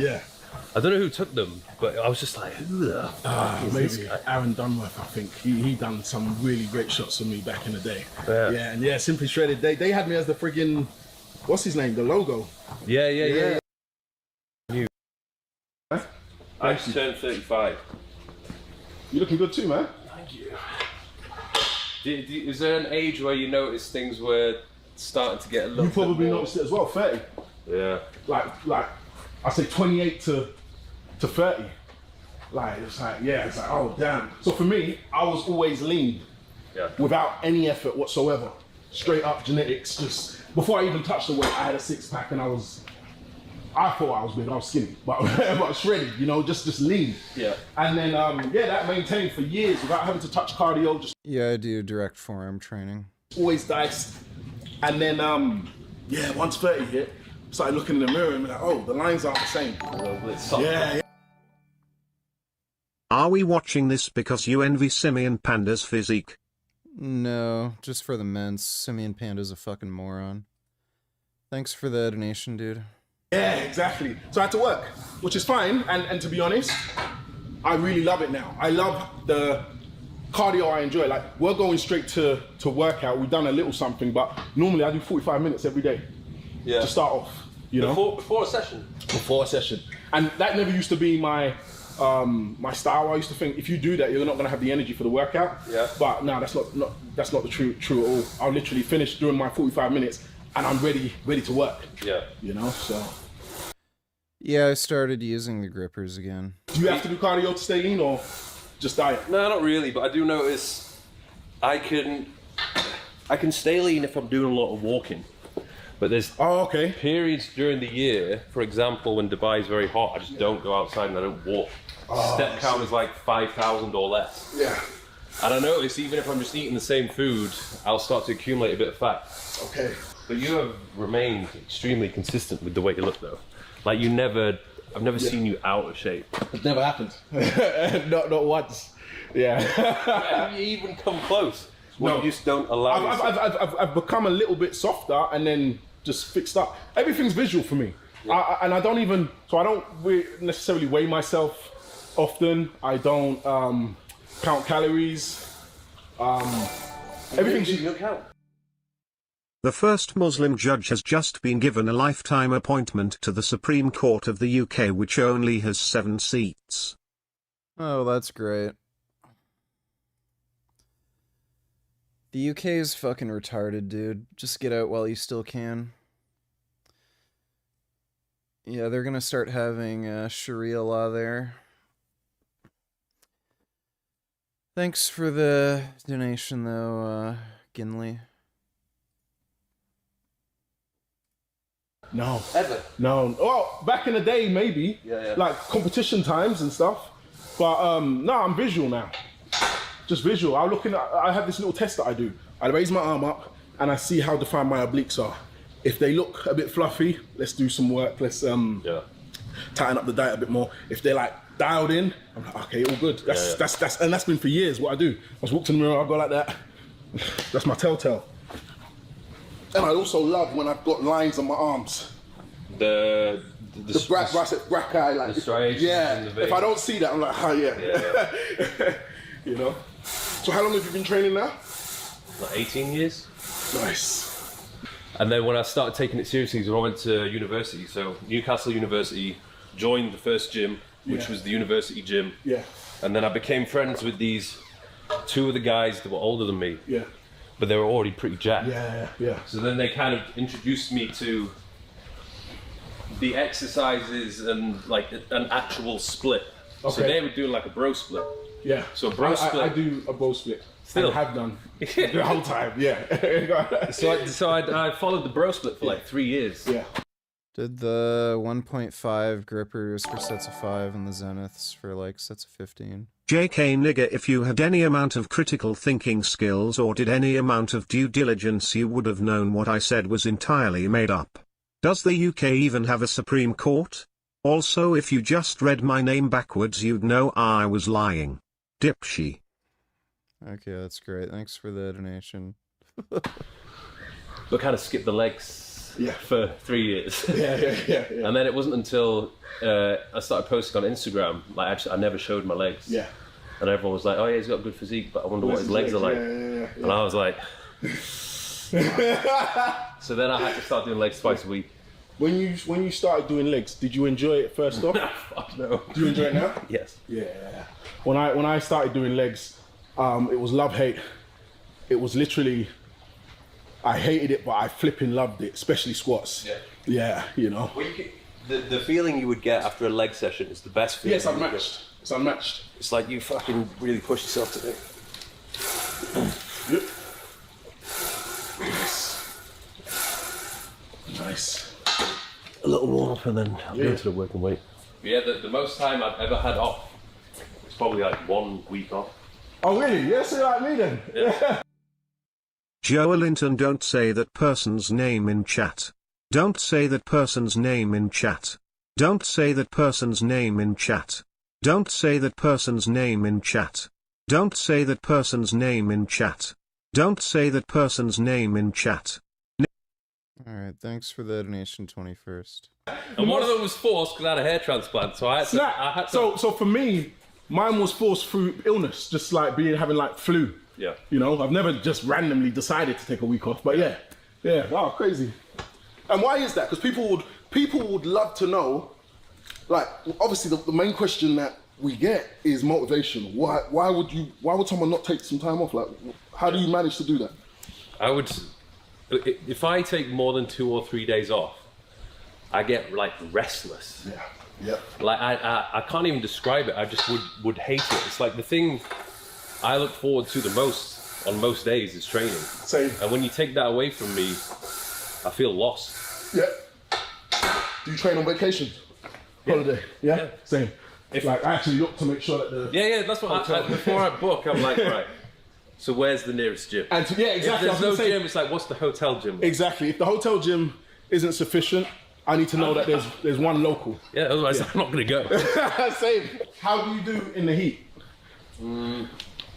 I think I have to build up a bit of a tolerance to it. Because I'm used to, when I train in Dubai, everything's air conditioned. Yeah. When it's hot, particularly like sometimes in the summer when I train in Marbella, they've got all the outdoor gyms. Yeah. So July, August outdoor gyms, I feel like you have to work harder. Oh yeah, and you get fatigued quicker. Yeah. Yeah, I've had sessions out here where I'm like, why am I dying? Yeah. Especially legs. I'm like, why am I dying, man? Yeah, like your heart has to work twice as hard. Yeah, I'm like second exercise in and I'm freaking dying. Yeah. But then, like, because you sweat more, sometimes you look pretty nasty at the end. And you feel good. Yeah, same. Yep. Nice. Nice. There you go. Oh. Good set. Oh. And good. Nice. How was the session with Mike? It was good. I just like shut up and listened to everything he had to say. I just want to absorb his wisdom because the thing is, I wonder what that Smith machine is. I kind of like the look of it.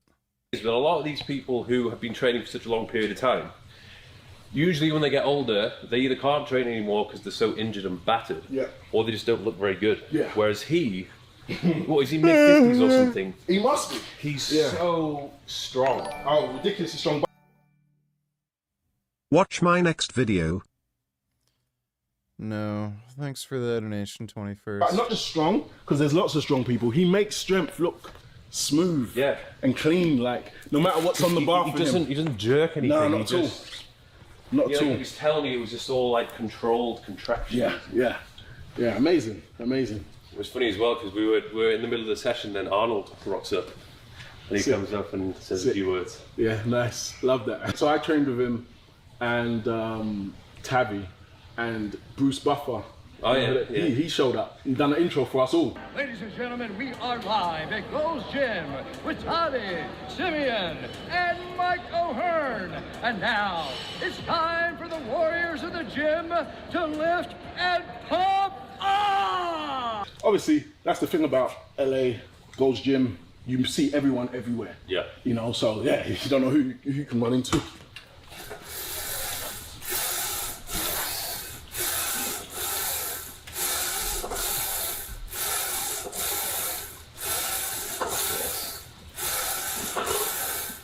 Easy. Hey. Look too easy for you, to be honest. No, I felt it. Yeah. Yeah. How often do you train here and train at public gyms? So, probably twice here, and then the gym that I showed you, I sent you, then Equinox as well. I'm a gym hopper, man. Yeah, it's interesting. Yeah, obviously you said you've been training 18 years. I've been training 24. One of the other things that keeps us motivated and keeps us infused about it is trying out new locations, man. You know, so yeah, for me, I hold multiple gym memberships, and I'll just decide on the day, where am I going? Like the other day, literally, I didn't know where I was going until I got in the car. And then it was, are you going left or are you going right? It's like, I just didn't know until, you know, because just different vibes. Different gyms have different equipment. Zoo, you mentioned. I was training there for a while.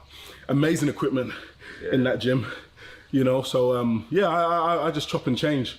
And you know, I've always it's probably just his accent. It always sounds like he's struggling to make words. Like, the British accents are just so fucking stupid sounding. Like, they sound like retards trying to speak English. But it always sounds to me like Simian Panda is having a really hard time saying words.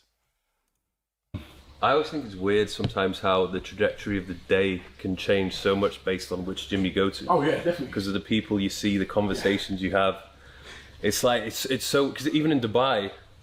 that's something I'm intrigued about actually. Over here, the gyms that I go to, I've started businesses from just conversations. Yeah. I've invested in things. I've had things like life-changing things just from conversation. So in Dubai, it's the same. The networking must be absolutely crazy. Let's go.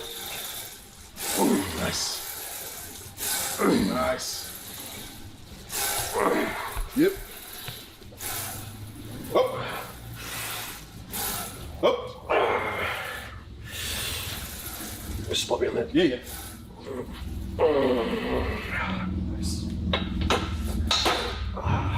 Good set. Who's the strongest person you've worked out with? Larry. Oh yeah.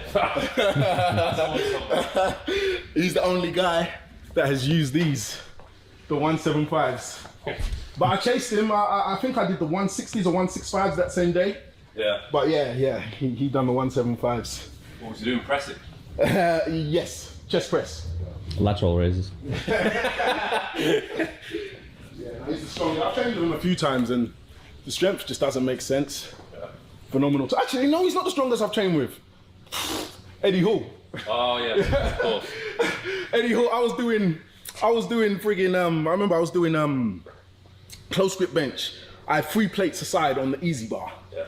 And normally that's two guys. That's 2 guys lifting it off and passing it to you because you know it's not the easy bar. You can't put it on a rack. Yeah. Eddie, he had, I swear to you, he handed it to me like a feather. Just like, there you go, like that. Yeah. You know, yeah, Eddie. I don't fucking know why, but Joel Linton in chat is giving me a boner right now. Well, that's nice. Thanks for the donation, Michael the Vegan for Animals.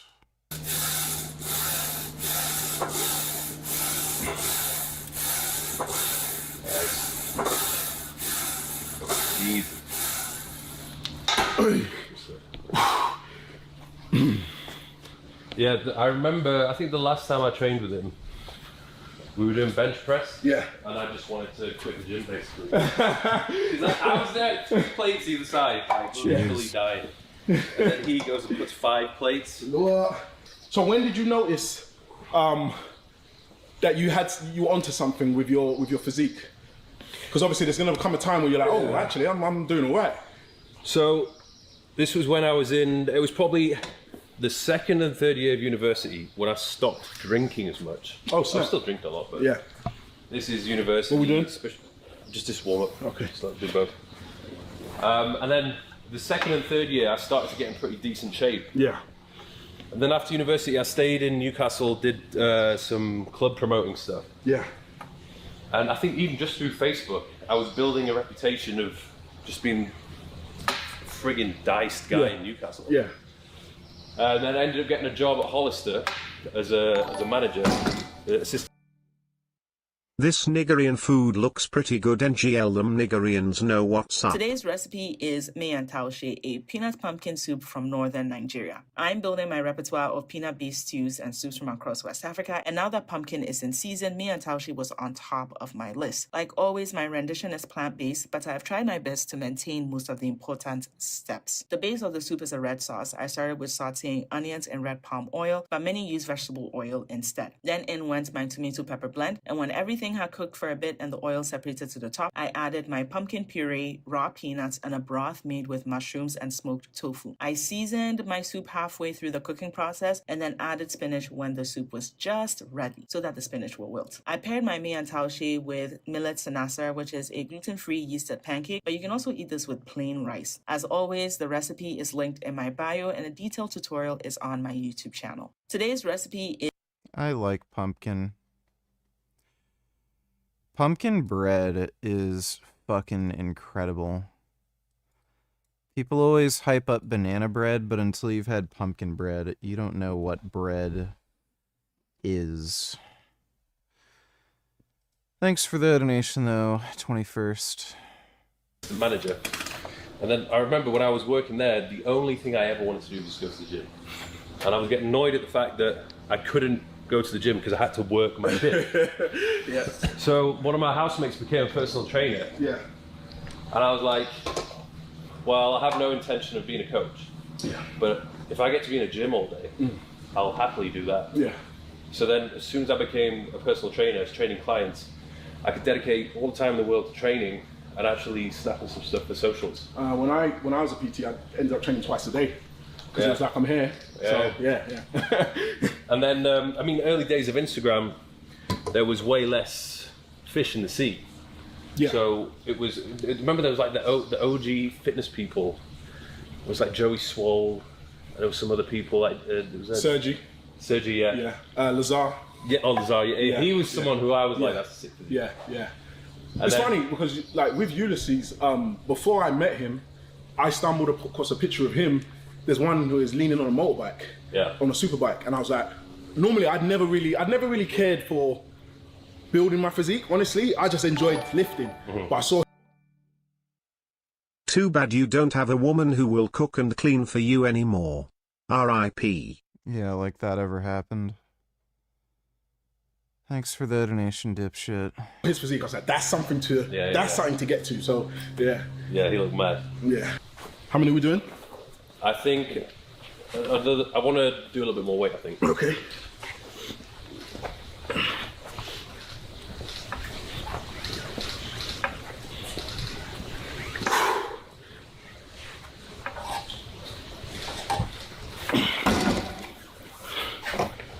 How did that feel? Oh, fantastic. Yeah. Like, easy? Yeah. You want to do another one of 25? Yeah, let's do a 25. Yeah.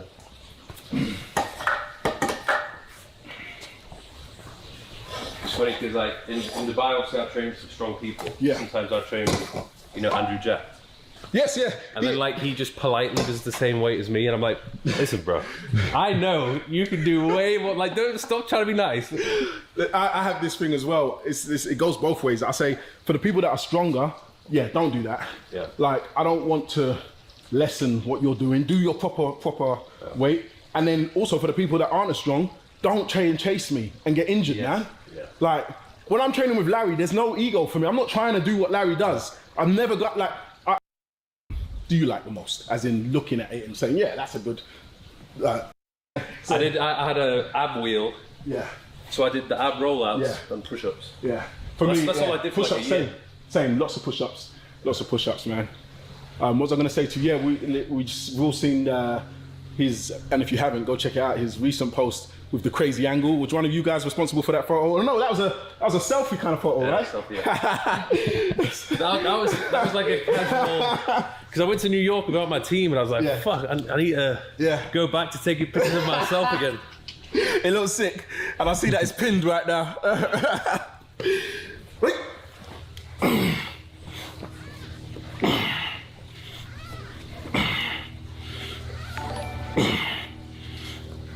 Nice. What would you say to these retarded cucks who get into and stay in relationships where their woman does absolutely nothing for them and doesn't make them happy? They barely have sex, she doesn't cook/clean, just bosses the guy around who also pays for all. Breakup. Thanks for the donation, 21st.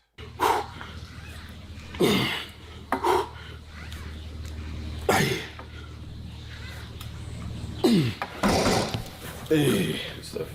I'm going to go down one, so that was too Nice.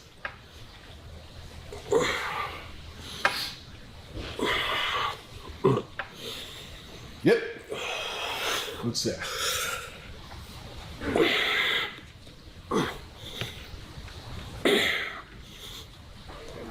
There you go.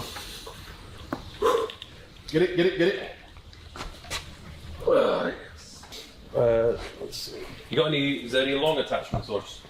That one is fantastic. I don't know if you've used it before. This if you, it's ergonomic.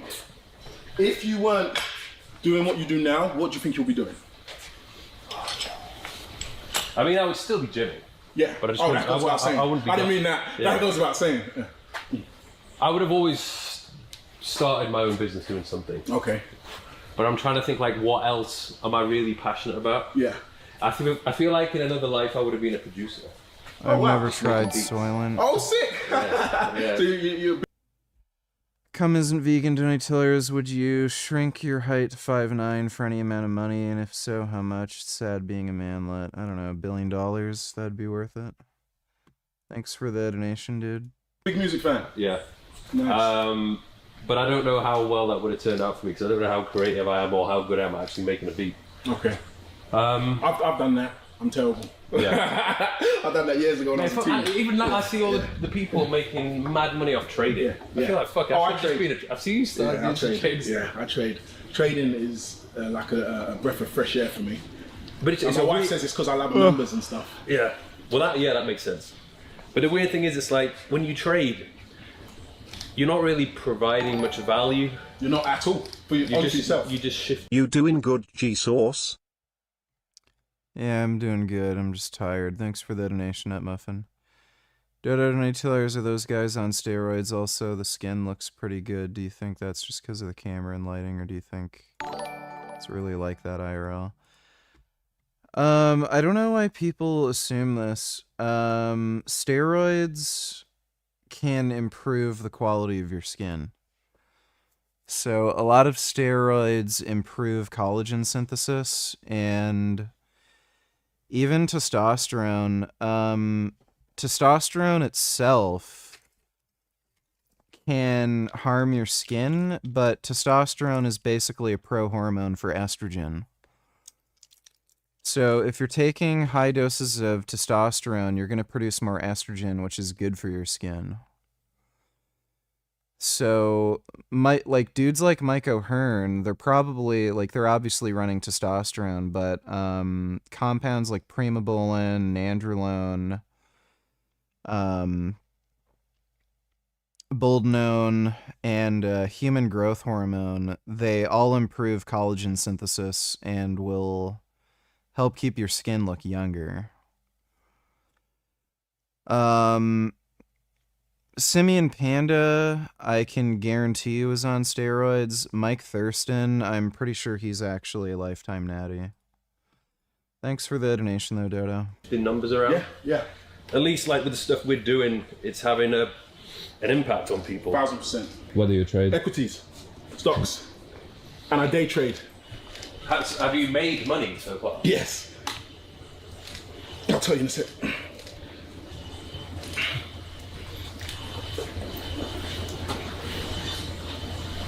What is your waist?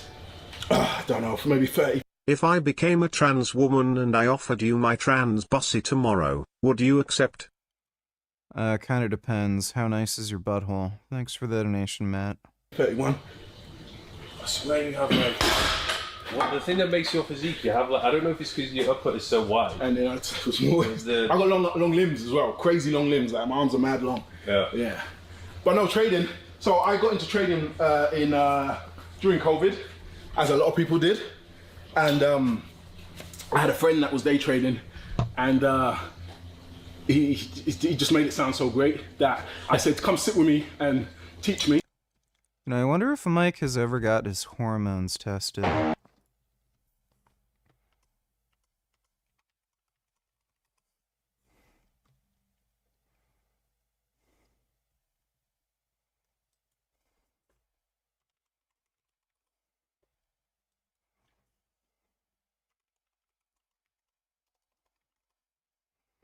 Fuck.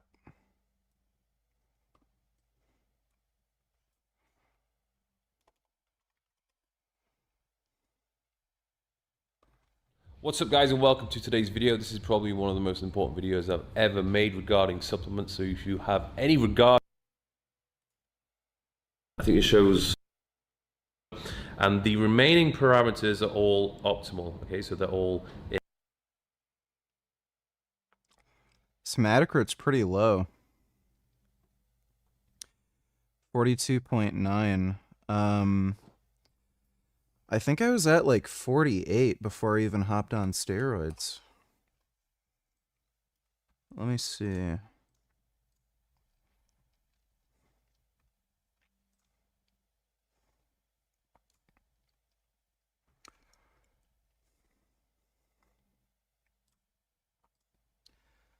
So, yeah, my hematocrit was at 47 before I even hopped on. His is at 42. So, if he was blasting steroids at this point in time, he would have had to have been getting his blood drawn, like, you know, very regularly. Like, he would have had to have gotten, like, a really serious phlebotomy right before he did this. And on steroids, my hematocrit was just 48. So if he was on steroids at this time, the only real explanation would be he got a phlebotomy before he did that. That's pretty low. Surprising, like that's everyone's different, but like that's shockingly low if he was on steroids. I just gotta go take a piss. I'll be right back.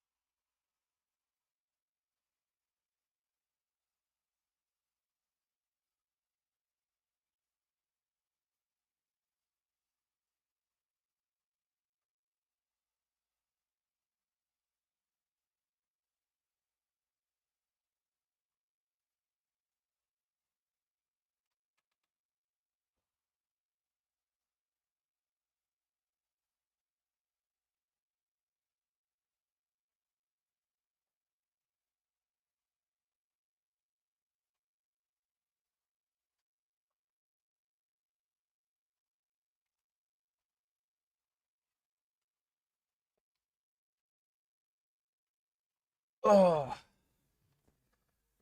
All right.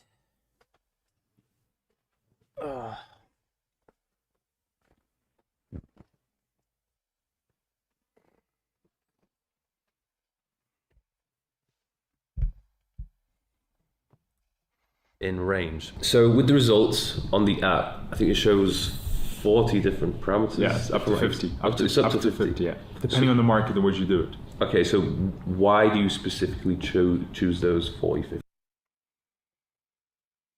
Total cholesterol 4.4 millimoles. I think that's kind of high.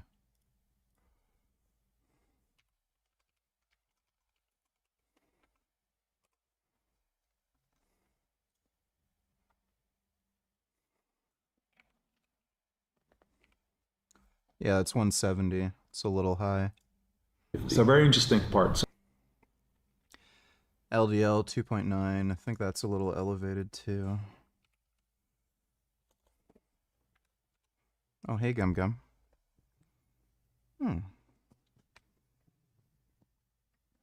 Look who I got. Got a big Gum Gum. See this? It's your big Gum Gum. My goodness, you have the most beautiful brown and black stripes. Mwah. Love my kitty. Yeah, so that's 112 milligrams per deciliter. That's fairly high. Mine's like literally half. Last I got it checked, it was at 61. So my co-founder is a medical director. He's been in clinical trials for over 20 years. He did trials with 250 parameters, 300 parameters. And he over time... C-reactive protein, less than 0.1 milligrams per deciliter. I don't know if that's the same measurement that I get.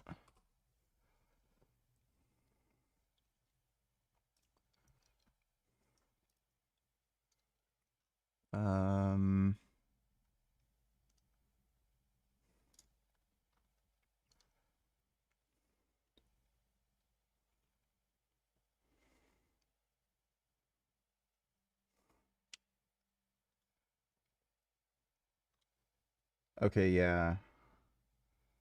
His is milligrams per deciliter, mine's milligrams per liter. So I think we're at the same C-reactive protein.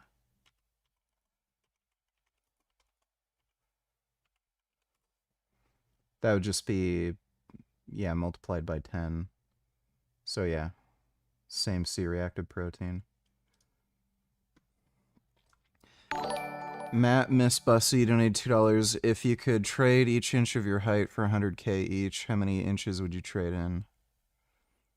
I don't think I'd bother. Yeah, I don't think I'd bother. time realized that there's an intersection between parameters. He doesn't need all of them to realize what goes on to your body. So our job is to, over time, reduce the amount of necessary parameters to still give the full overall picture of what's going on. In your case, testosterone total 20.92 nanomoles per liter.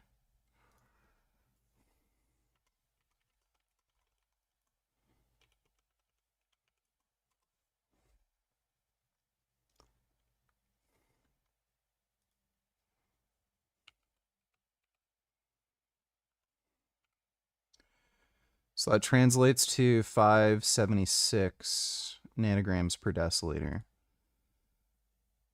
Oh wait, did that? Or no, 603.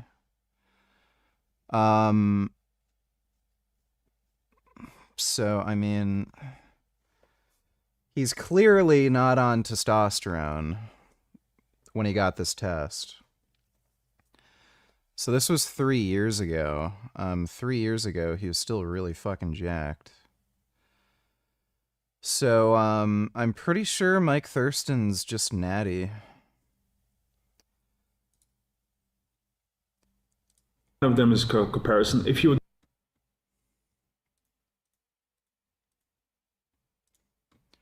I'd be curious to see him get a blood test. like now. So going back 3 years. Let's see a workout video he did.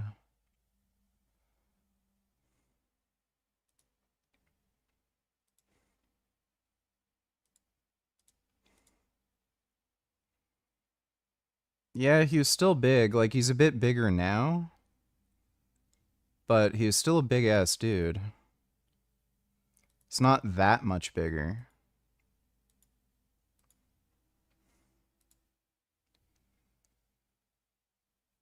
Yeah, I'd say, like, he's probably natural. I know a lot of people think he's, like, juicing, but his total testosterone was 600.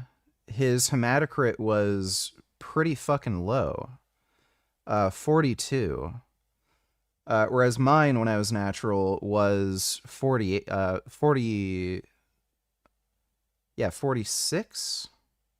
Or 47?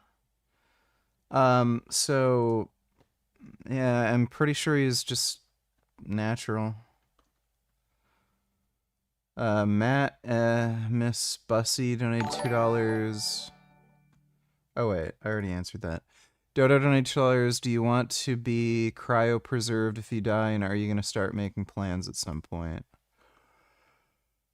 Yeah, I guess I do that. At some point, yeah, I'll probably make plans for that. Like, why not? I don't know if the future is going to be, like, really fucking gay, though. I guess if the future is really gay and lame, I could just kill myself, but... yeah, probably worth getting preserved. If it doesn't work out, whatever, you're dead anyway. If it does work out, then, you know, you're alive again. Thanks for the donation, though, Dodo. Sat with me for 2 hours, told me to use paper money and learn. I'm not that kind of person. Let me put all my I put a hell of a lot in. In that period, I managed to turn maybe 200, 250 to 1.2. But I didn't keep it. I learned I thought I was a genius, thought I knew everything because, you know, 1.2 million, I think I'm a G. But no, I ended up losing most. Yeah, capital gains tax, especially if you live somewhere like the UK, it's like 60%. It's fucking crazy. They just take all your money. Dodo donated $2. When you make plans for that, can you make a video about it or at least mention it on stream? Hopefully I'm there to watch because I'm curious about the process for signing up for that, you know. You just pay people online, basically.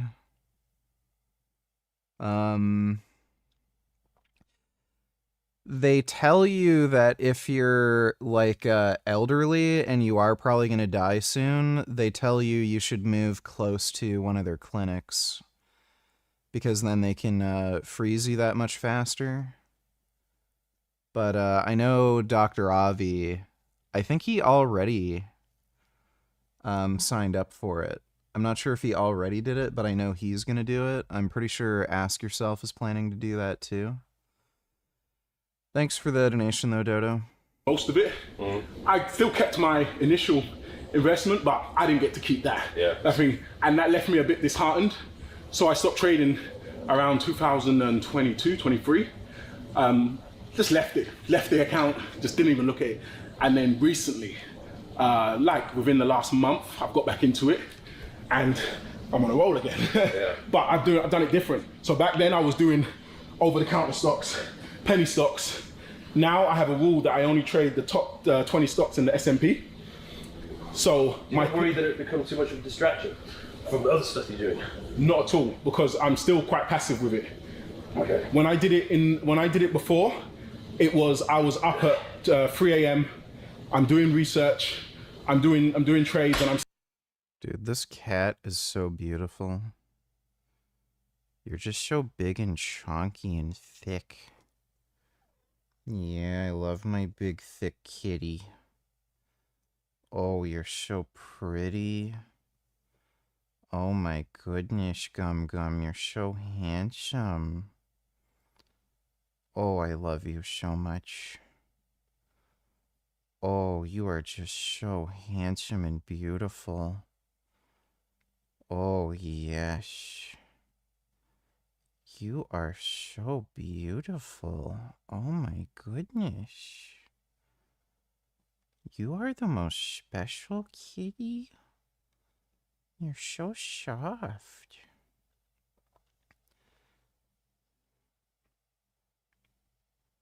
Wow. I love watching cartoons with you. We should watch cartoons later.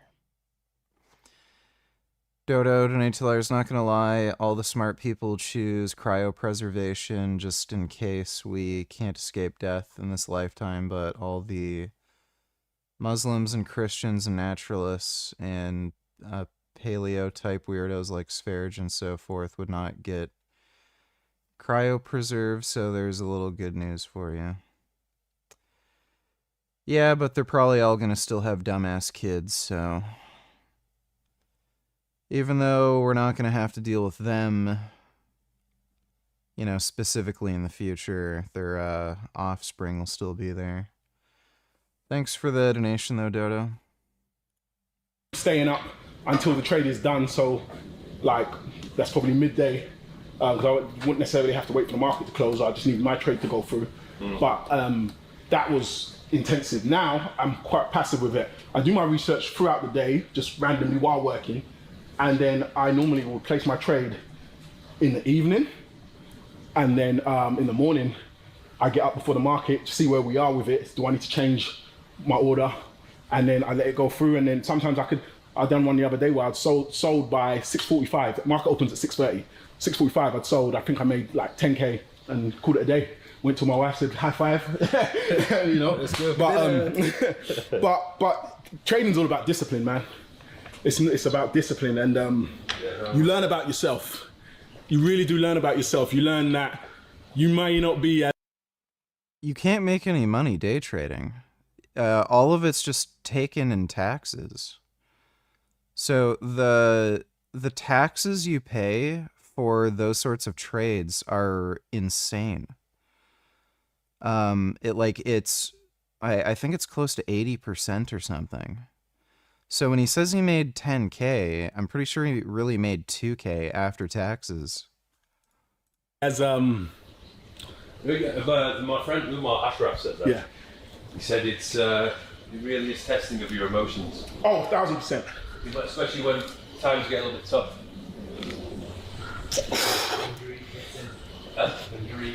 Yeah.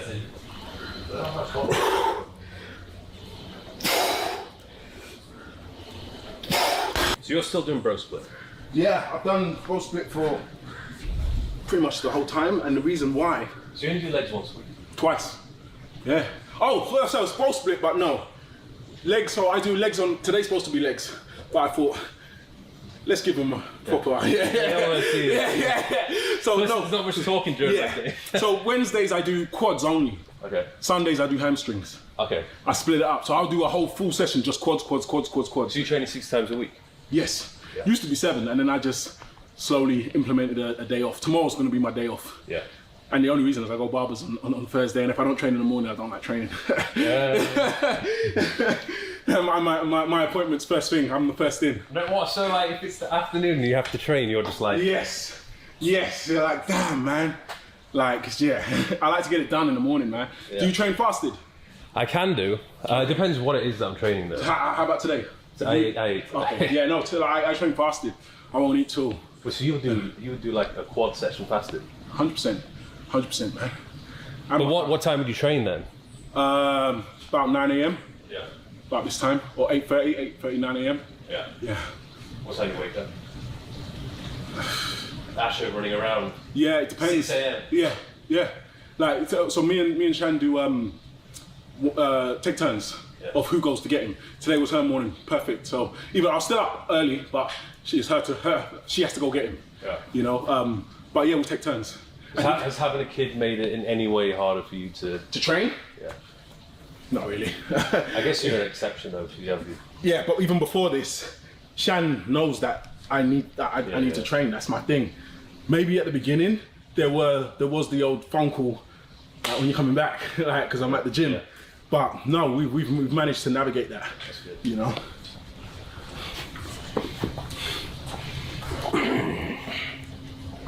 Your arms look huge, man. They always look good when they're pumped.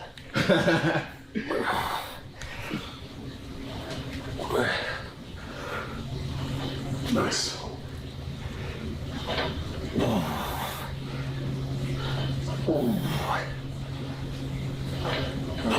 Funny thing is, yeah, like if I wore a suit or something quite baggy, I don't actually look that big at all. Here's something. Back in the day, I want to look big. Now, yeah, it's the opposite. It's like I just want to. You know, sometimes when I go to the beach or the pool, I'm like,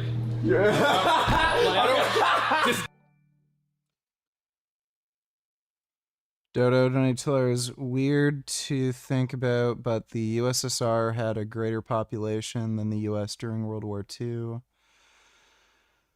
By a lot, and for some time during the Cold War. It's lower now, right?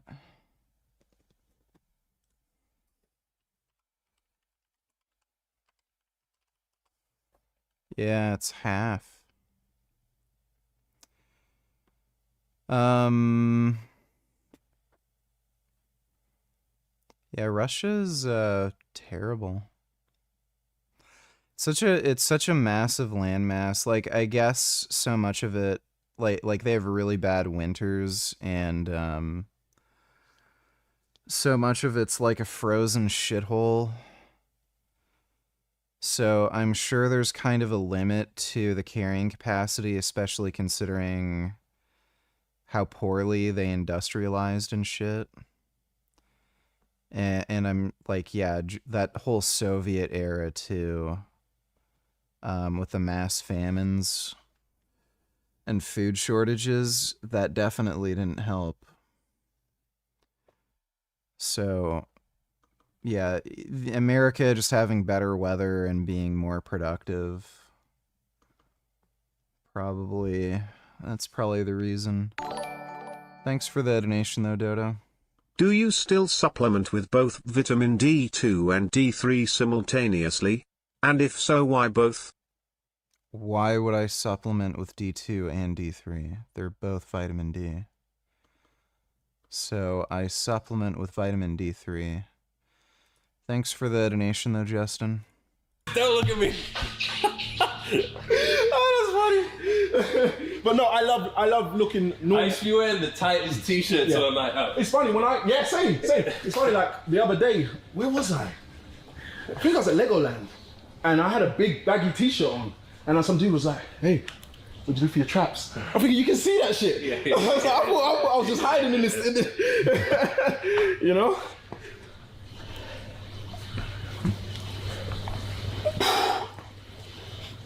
You catch me now in Dubai wearing a kandura completely. Oh, that's another thing actually.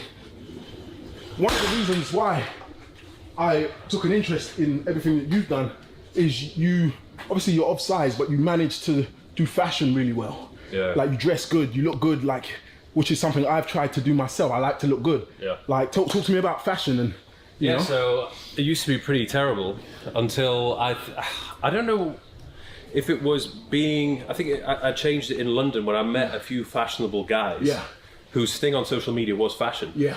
So they introduced me to basically some things you would never wear. Yeah. Because you know, if you've never worn a specific type of clothing before, it's difficult for you to be like, okay, let me go and wear that. Yeah. But when you go shopping with them and then they suggest it, you try it, and you look at yourself like, hey, okay. Yeah. So this is how you're supposed to. Yeah. And then there was an understanding of women appreciate when you dress good. Of course. So obviously in the early days I thought, well, just being jacked would be enough. Yeah. But women are always they're gonna look at your shoes, they're gonna look at everything. Everything, how you put yourself together, man. Yeah. So then I started placing more emphasis into that. And at the same time I wanted to change my feed on Instagram because my feed was always me topless. Yeah.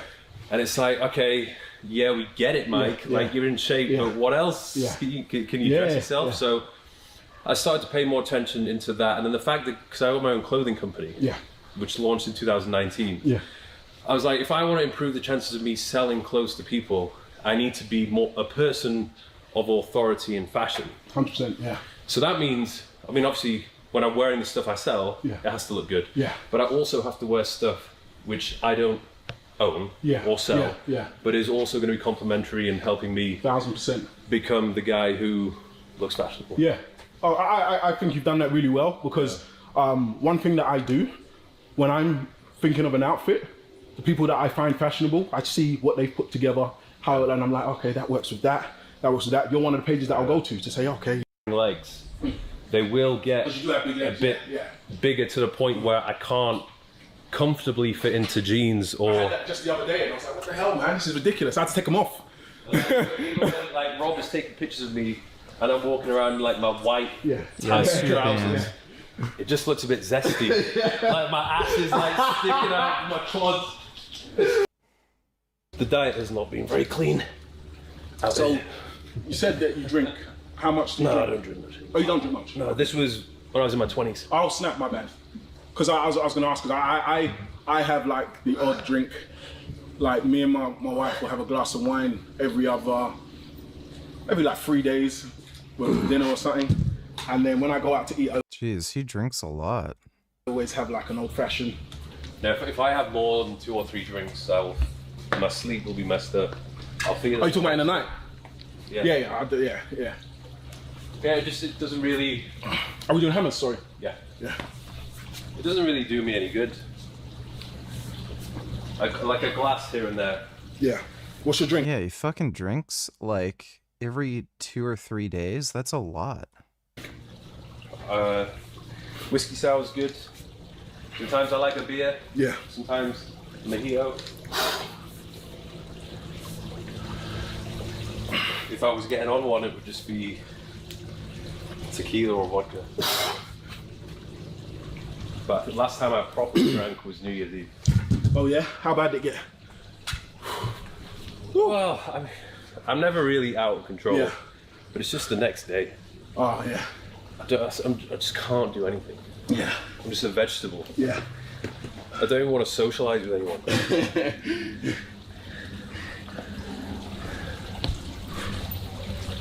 Last time I actually drank was Miami.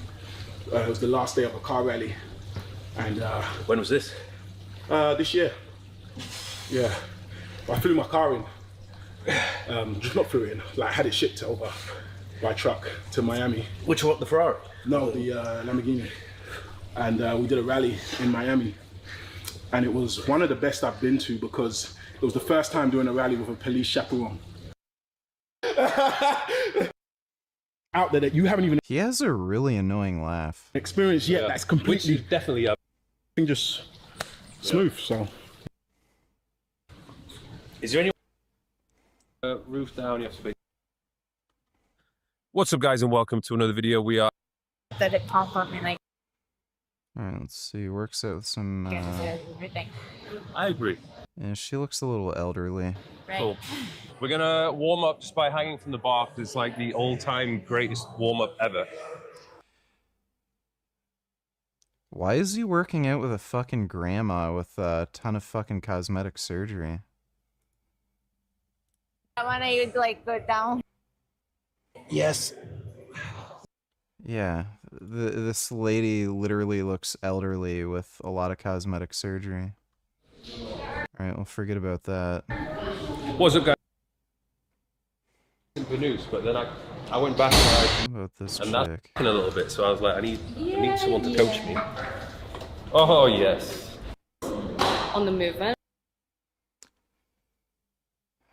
Yeah. That's another pass. But typically for. Kind of reminds me of Eddie Hall's wife. I feel like you just wax it on. Like, do you keep track of what you're doing? She's definitely in shape, but... Dude, women are all just fucking themselves up with, like, the cosmetic surgery and fillers and shit they're getting. And like the stupid makeup and crap and hairstyles, like they just look like shit. Cum isn't vegan, don't tell us. Have you ever measured your wingspan? How long is it? I think it's the same as my height. Also, have you seen Thurston's physique 5 years ago in Ibiza? Skipped to 2142.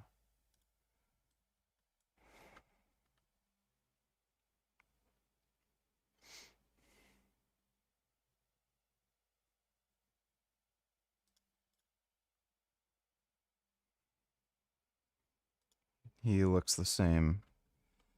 Thanks for the donation, dude. In a machine, it doesn't really matter the gender. It's just more about your She has a lot of acne scars, too. own like individual anatomy. But my exercise selection is not going to be. That's why you need to do the cardio, hey? Well, I don't have cameraman. I just have my tripod, so things change. You guys free later? So you do those reels all by yourself? Yeah. Pretty good. So now. Just believe in yourself. I'm doing mainly.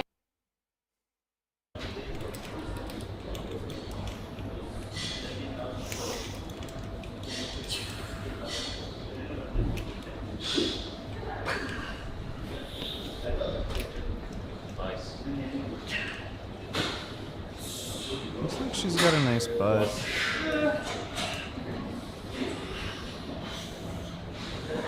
Yeah, squat, squat, squat. Yeah. Yeah, she's got a cute little butt.